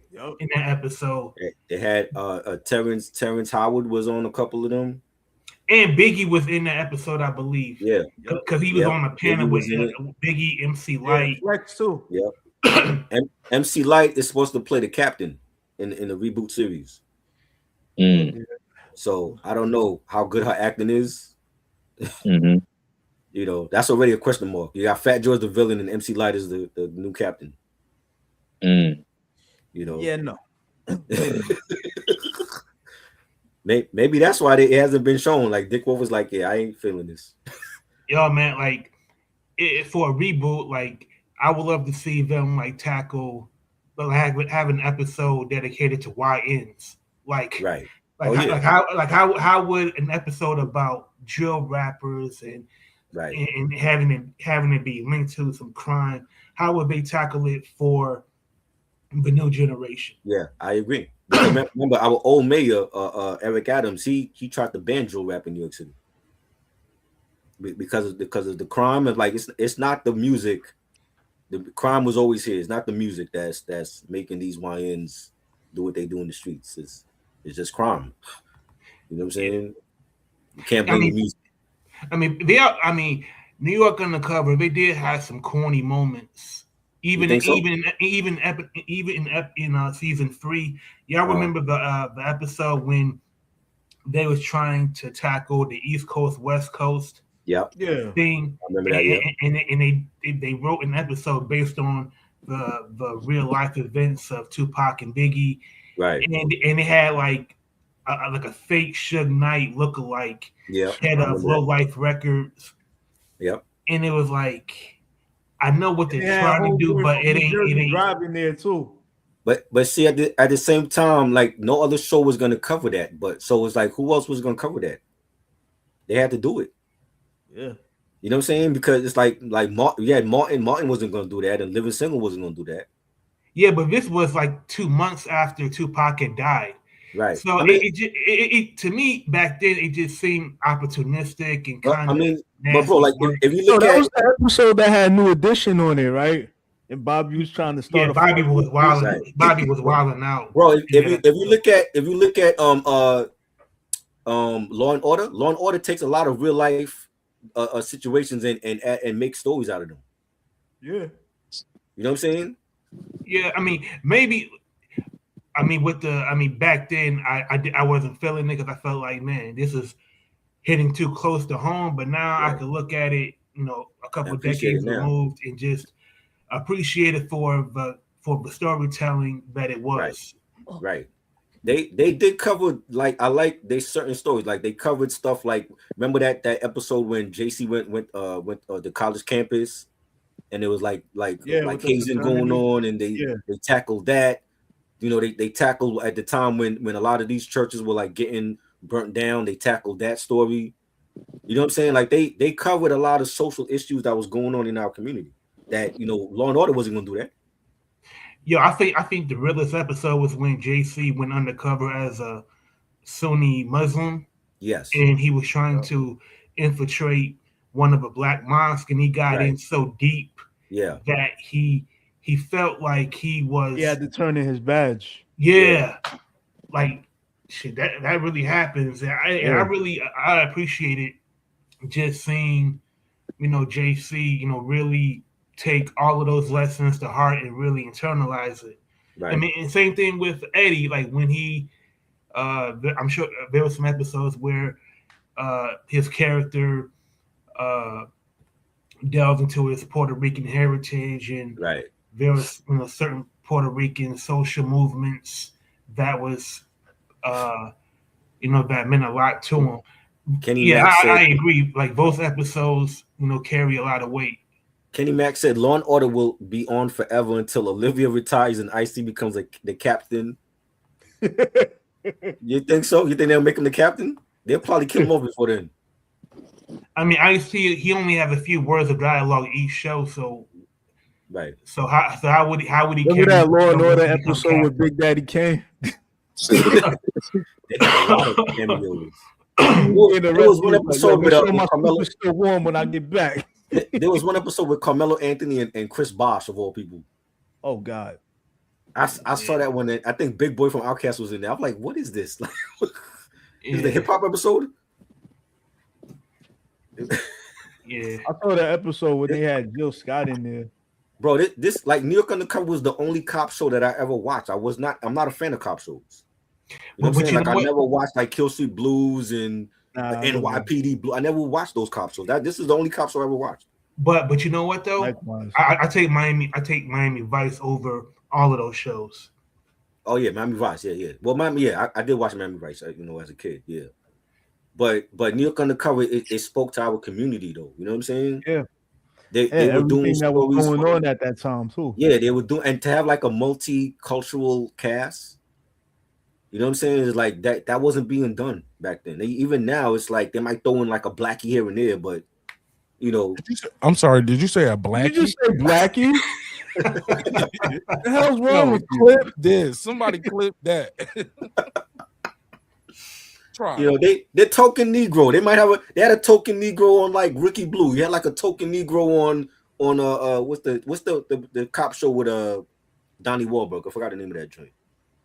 You know what I'm saying? Like they'll do that, but they don't survive to the whole end of the season. It's amazing that Ice even survived like 20 years on Law and Order. He survived because they don't give him too many lines. But he's still black. They ain't put him in a situation where he's near death.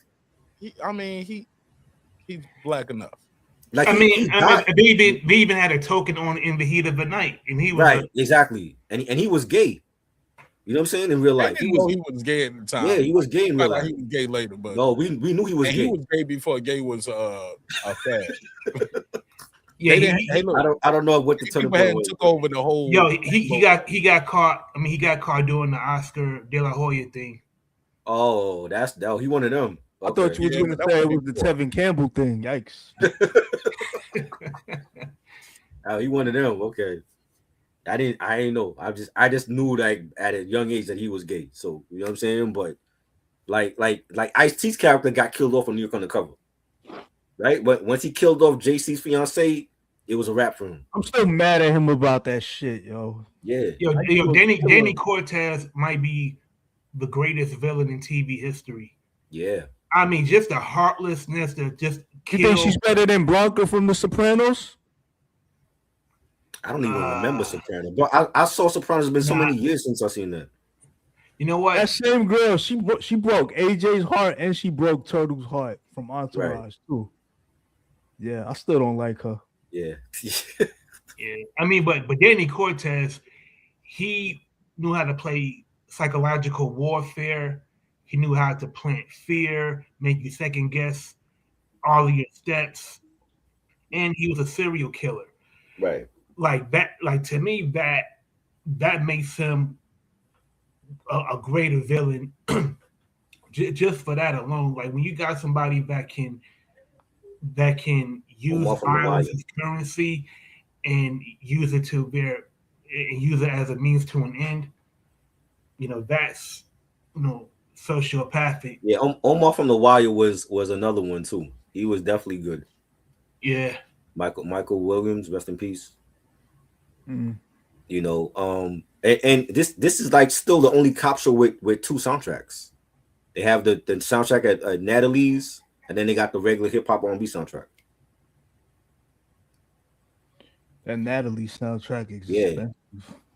Both are out of print too. Yeah. You know what I'm saying? There were some performances during the performances at Natalie's that you can tell was lip synced. That's the only thing that kind of took the out of it. Yeah, of course. I mean, they did that on Soul Train when artists perform on Soul Train, they were lip syncing. I mean, like James Brown performing "It's a Man's World," and that was clearly lip synced. Yeah, it was because there's a orchestra on the recorded version, right? But they had the band that was backing James Brown didn't have an orchestra. Nope. So how are you getting both orchestral sounds then? A DAT tape, right? You know, but I love this show. Like the Thursday night lineup with Martin at 8 p.m. and then Living Single at 8:30 and then 9 p.m. is New York Undercover. That you couldn't beat that. Yeah. You know what I'm saying? Like NBC, they had their own lineup with Friends. And you wasn't watching Friends. I was not watching that shit. I was not into that stuff. They had no black person on Friends. They never added a black person to the show until they added Alicia Tyler. You don't know at least one Hispanic or black person? Come on. Nah, Friends was stolen from Living Single. Exactly. See? Exactly. And that's why white people ain't ready for that conversation. And on Thursday night, man, I wasn't checking for anything else but New York Undercover, Living Single, and Martin. Yo, I had this joke in one of my stand-ups. I said, what did I say? Because I felt like I was bombing. And I was like, damn, I feel like I'm in a room full of people that watch Friends. Y'all motherfuckers suck. Shit. Legendary lineup. You know what I mean? It just weird. It just, man, just like seeing where Malik Yoba is at in 2026. I never would have thought if somebody would have told me in '94 that 3 decades, in the future, Malik Yoba will be on that type of time, I would be like, man, you tripping. Right. Yeah, I don't know, man. Maybe it's a Hollywood thing. I don't get it. And sadly now, people only know him for like getting drunk and like hitting Janet Jackson in that Tyler Perry movie. Somebody said he will be on that type of time. What'd he do? I'm out the loop. What'd he do? He gay. Oh, Malik Yoba came out the closet? Yeah. Wait, what? What? Y'all didn't know that? Y'all didn't know that? What? Yeah. He's gay. Oh. That's what I thought Rocket was talking about. Yeah, I mean, I didn't want to say it, but yeah. He's married now, right? That don't mean nothing. That's a cover up. So y'all going with what y'all believe, not what he came. No, he came out and said that he's gay. Like he had a situation with a man. He those damn Tyler Perry movies, man. Shit. I thought he was married. He also said that he is into transmissions. Yeah, he said that. I saw that. Mr. C type shit. Okay, yeah, I get it. Yeah. I thought they asked him about acting. Rest in peace to Mr. C. With doing a role. No, he's one of them. And he said, "Yeah, I would do. It's acting. I can do those." No, that method acting is more than that. I'm just telling you what I never heard him say. I'm gay. But he don't have to come out and say exactly, but we get what he mean. Oh, well, shit, it's a whole bunch of niggas on this app. I can just say. He can never come out and say she's a lesbian, but we thought she was a lesbian a long time ago. So what? Queen Latifah didn't have to come out and say that she's a lesbian, but we knew that she was a lesbian a long time ago. Well, she was in a very private, public relationship for a long time. Right. People knew. Right. Yeah, we knew back in the 90s. We knew that, but it didn't stop me from listening. And to this day, I don't think she ever came out and said, "Yeah, I like eating pussy." Yeah, she didn't come out like outright. You know what I'm saying? But we knew. Yeah, but she never actually got married though. This nigga got a whole wife right now. Y'all calling him? That's a cover up. That's what they do. Yo, bro. Yo, I'm out of here, man. I appreciate your time. Yeah, y'all. Yo, Malik, we're gonna whoop your ass right there, and you're gonna be. Hey, look, and they're gonna make it snatched from the headlines. I had a conversation. Season 1 reboot. I had a conversation. Look at the chat though. Beat up this YouTuber. Yo, but look at the private chat. Yeah, you want me to post that in the chat or no? Oh, God. I'm not clicking on that shit. I'm not even clicking on that shit. Hell no. Hey, I had a conversation with Malik Yoba, but it was about New York on the cover. It was about New York on the cover. Because he was. Are you sure? No, I'm sure. He was petitioning. Oh yeah, it's a different undercover. Y'all ain't New York. No, I had a conversation with him about the show, like bringing it back. Oh, bringing it back. Yeah, because he had a petition, like he was asking fans what do they think, and they email him, and I had emailed him, and he responded to me. Well, at least he wasn't trying to hide it like Vito in The Sopranos. Maybe he thought you was cute. Did you I don't know that all that. I didn't send him no picture or your profile. Come on, man. Don't do all that. You didn't take the interview in the back, did you? No. That nigga. Yo, hey, look, he tried. Did he send you $500? No, he didn't send me no money. It was just an email about the show. Yeah. Come to my hotel and watch me read these lines. Yeah, y'all wildin'. Hey yo, nah. You know I'm psycho, Troy. I don't mean I know. So I guess Janet Jackson knew the truth in that Tyler Perry movie at the end, huh? What happened at the end? Didn't she start fucking with the white, or she start fucking with the Mexican? No, I'm talking about part 2.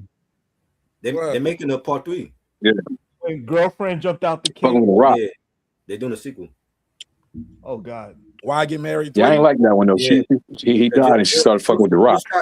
Just Scott was talking about it, like she's coming back for the sequel.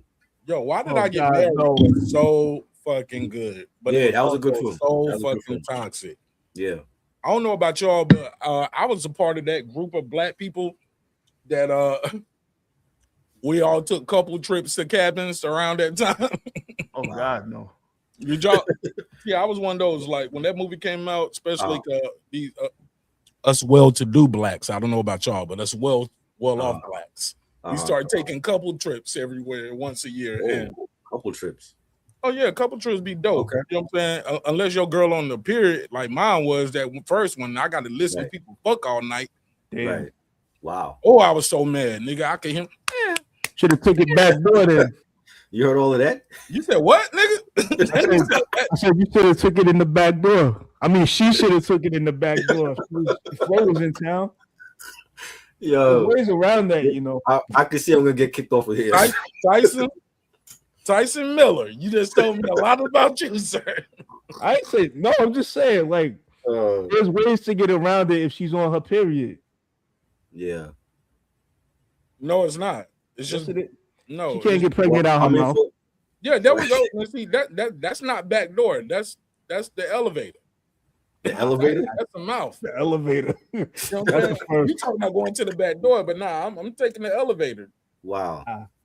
So where's the elevator To going? the mouth. Like, you know, when you've been in bed and been kissing on your neck and you just keep scooting up in the bed. Right. You just keep scooting up in the bed.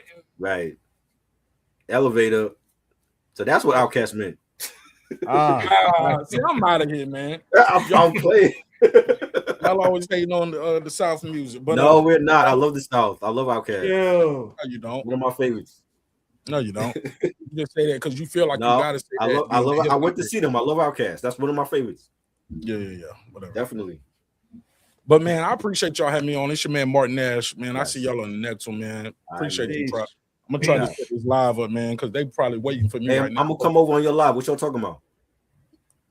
You know I'm getting on this nigga Trump neck right now, bro. I gotta do a little politics tonight. The Iran war. Yeah, man, I gotta get on this politics shit, man. Like I gotta address it. But I think I don't want to go too long on that because man, I've been watching them. Do y'all watch those beat breakdowns with DJ Don Cannon on the Tomorrow shit where they go through and they remake the beats with the producers? I've seen that series, but it wasn't with Don Cannon. I've seen one with Teddy Riley and one with the Heat Makers. Okay, well, Don Cannon got a whole series that he's been doing where he goes to the studio with the artists, with the producers, talk to them about their journey, and they remake one of their legendary beats right there. He did one with JB. Oh wow. He's done them with. It's just a lot. It's a lot. It's a lot. There's too many to name, but love those joints where he in the studio breaking down these beats with these producers. Nice. You know, I'm an artist / producer, engineer, my damn self. So it's inspiring for me. Oh yeah, that album better come out this year, bro. I'm hearing too many good joints off of it. Bro, I got to, and I got some bars, bro. You do. I got some bars, bro. You do. And you got a lot of MCs up here too, right? Who else up here rap? I know, bro. It's a lot of people that ask me to do live streams with them. I'm like, yeah, we'll see. We'll see. I heard somebody say they do stand up. That was a legend, right? That's Tyson. Tyson does stand up. That was me. Tyson, I gotta look you up, man. Tyson Miller. You got some of your stuff on YouTube? I just got like my online stuff I do. Like I don't post my jokes online because I don't want nobody. Yeah, niggas be stealing. Yeah. And if I catch, it's like Ghostface said on the I already know on the purple tape. I don't want niggas sounding like me on no album. Yeah, I'm gonna approach a nigga. Yep. Facts. You know. Yeah, I got like I had this one joke about this white nigga because he said he dressed like Jelly Roll. I was like, yeah, you dress like Jelly Roll, motherfucker, but you also look like you got every G Unit radio mixtape in your fucking collection. Wow. Jelly Roll. There go that name again. Popping. I told y'all that nigga was hot. Yeah, I like him. I fuck with him. He's talented. Keep him away from WWE. Yeah, Tyson. I got this joke. I got a joke. I got a couple of them. Here you go. I'll give you one. Don't steal it though. What's the joke? I don't do a lot of impressions, but I've been working on trying to do impersonations because they say if you want to be a comic, you got to know how to do some impersonations, right? Right. So this is one. This is my favorite impersonation. I've been working on it for a minute. Okay.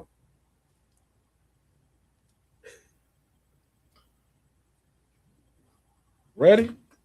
Uh-huh. Everybody ready? Yep. This is my impersonation of Bill Cosby at a strip club. Uh-oh. Here you go. Yo, they will be throwing like mad tomatoes at you. I'm just saying, I thought that was pretty good. It was pretty good. Man. Yo. I was expecting them to pull out the pudding pop or whatever. No, just don't. Oh man. That's wild. Yeah. That's dope. Yeah, man. That's something light real quick. That's a good one. But all right, man, I appreciate you, man. I'm gonna try to do that. I definitely wanted to do that. And I think my next joint, like I said, I'm gonna just do a video of me just making a beat live. Okay. Recording it and making a beat live. that people in the chat tell me like, yo, add some hi-hats. Right. Add hi-hats. So just see what they think of the beat. That's dope. And I appreciate y'all time, your energy. Thanks for allowing me to be up here and talk some shit with y'all. It's your man Martin Nash. I see you on the next one. Salute. Tyson, I'm gonna look you up though. Tyson Miller. What's your IG? I want to see some of this comedy. I don't have my jokes on there. It's mostly like wrestling, Knicks stuff, and like music. Yeah, he's a big Knicks fan. You be wrestling? Nah, I'm a wrestling fan. Nah, I just like watching it. Yeah. Okay, for sure. However, I did put somebody in the crossface chicken wing back in the day, and I broke their arm. God. 6th grade don't count, bro. It's all good. How'd you know that was 6th grade? You were fed or something? Nah. I do a little comedy too. And I can tell by your posture, you ain't put niggas in no chicken wing in a long time. Oh, man. You like this. Yeah. Wow. Y'all crazy. You said you're a comedian. I'm fucking with you. Yeah, it's cool. Good job. Bing, bing, bing. I'm not like Will Smith. Thank you, because I'm not like Chris Rock. Oh man, my nigga, man, I love y'all, bro. God bless. I see you on the next one. Peace. Yes, sir. Yeah, man. Yep, we gonna wrap it up, man. There's so much crazy shit going on, but you know sorry I caught the tail end of this. I was watching. Nah, it's so good. Game. So I know you was watching the Knicks game. I knew they were playing, but I was like, yo, like I know that's why Unc ain't here because Unc is watching the Knicks game and he gonna talk about it, and it's all good though. You know what I'm saying? But yo, like before we leave, give out your socials and what you got coming up. Well, who me? Oh, well, I'm just hitting up open mics out here, basically, and just writing more material, keeping it fresh. Bro, like you got a YouTube channel, right? Yeah, but that's just for like the streams that we be doing and shit. Other than you got it. Yo, you know what? I think if you record like a 1 minute clip of like your stand-up, just make a short out of it. Like the shorts go crazy.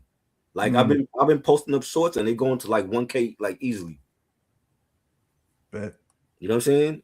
Yeah, it's something to think about. Yeah, like do it like that because like people love shorts on YouTube. You know what I mean? Rocker, what you got coming up, bro? Well, over the weekend we did the retrospective review of Superfly, the movie and album. And which one? We did Superfly, the original version. Oh, okay, good. We'll have you for the next one if you want to be a part of the next one. Yeah, just let me know. Yeah, and the goal that like we're gonna like truly review the landmark blaxploitation movies of the 70s, right. Because I think that's one of the greatest periods of the cinema, and want to try and do it once a month, to get everybody, enough time to, plan ahead. Like everybody got busy schedules, so we just want to try and do it, once a month, and it'll be on a Saturday. It'll be like either Saturday or Sunday. Sorry, man. Yeah, let me know when y'all gonna review some Spike Lee joints. Okay. Oh, bet. I love Spike. Yeah, I just got his book in the mail today. Oh, yeah? It's definitely for a coffee table. Of course. But it's a memoir? Nah, it's just like a bunch of pictures through his career and him growing up and stuff. Yeah. I'm already on like the 3rd chapter. Dope. Bet. Yeah, that sounds dope. Oh yeah. Yeah, man. Yeah, I had fun doing the Superfly. We're definitely gonna do that like at least once a month and pay homage to like blaxploitation films and black directors. So you know what I mean? Ray, what you got coming up, bro? Yeah, man. Well, right now I'm in the studio with Alchemist right now, so I'm gonna be a little busy. No, I'm just fucking with y'all. Nah. But March 28th, man. First of all, shout out to Keras One, Boogie Down Productions, Zulu Nation, and of course, Desired Nobility of the Temple of Hip Hop. which is having a screening on March 28th, 3 to 5 p.m. for You Gotta Respect the Legends of Hip Hop Legacy. March 28th. Fuck with us. Oh yeah. If you're in the area, rock with us. I promise you, it's going to be a screening / Q&A panel at Temple of Hip Hop. No doubt. Hopefully the teacher be there. Maybe, maybe not. But it's going to be fire. Some legends in the building. And of course, you know, talking that legendary hip hop talk. Straight up. Triborough gonna be in the building. Dane. Hey, listen, man, bro. Come through. We got you. Come through. Like I said, as soon as you hit Newark, I already got it mapped out. I'm gonna let you know after the you know, the itinerary after the live. But like I said, Q&A, and real talk. So that's what it is, and that's right before the release. I can't say the exact date, but right now, the way things are narrowing down, y'all gonna see it premiere on Global Television first. Global House Television first. Shout out to Finward Distribution, whatever. The docuseries will be released late April, officially late April. We're gonna give you an exact date very soon, but late April, the latest, late April. And that's it. Yeah, Mark Nash has a question for us before we leave. He said, should blaxploitation be viewed as empowering or problematic? As a what? Should it be viewed as empowering or problematic? Yeah. No, before you said, what's the first word you said? Because y'all said it at the same time. I couldn't. Should blaxploitation be viewed as empowering or problematic? Oh, empowerment. Yeah. Both. But you know what? It depends which one it is. You get what I'm saying? But okay. And this is piggybacking off. We'll talk about that next week. Yeah. All right. Yeah. I'm just piggybacking off the vibe from Saturday night with Rock. Okay. Yeah. So. We'll do that next week. That's a good topic to bring up. Yeah. Also, though. That is a good question. Bet. Okay. Yeah. But that's what it is, fellas. And like I said, for those who don't know, it's paying homage to Naughty by Nature, Redman, Lords of the Underground, Rod Digger, Artifacts, Joe, Button. The list goes on. You know, Smith and Wesson. The series pays homage to that golden hip hop era energy, straight up. So that's what it is. March 28th, Temple of Hip Hop. Oh yeah, no doubt. Mm-hmm. Salute to free, everybody. And it's free. All you got is free. All you got to do is RSVP. You easily go to You Gotta Respect at Instagram. UGOTTARESBCT. Yeah. Let's get it. Yeah, man. Dope. So salute to everybody that came through. Mark Nash, Reg, I saw in here. Back to the lab, Dame. Salute to you, Jay Luna, Kenny Mack, everybody that came through. Salute to Rocker, Ray Lansky, Champ Tyson. I call him Champ Tyson. It's Tyson Miller, but I call him Champ Tyson. You know, everybody's definitely be back next week, and we out. Peace. Yeah, hey, try. Look.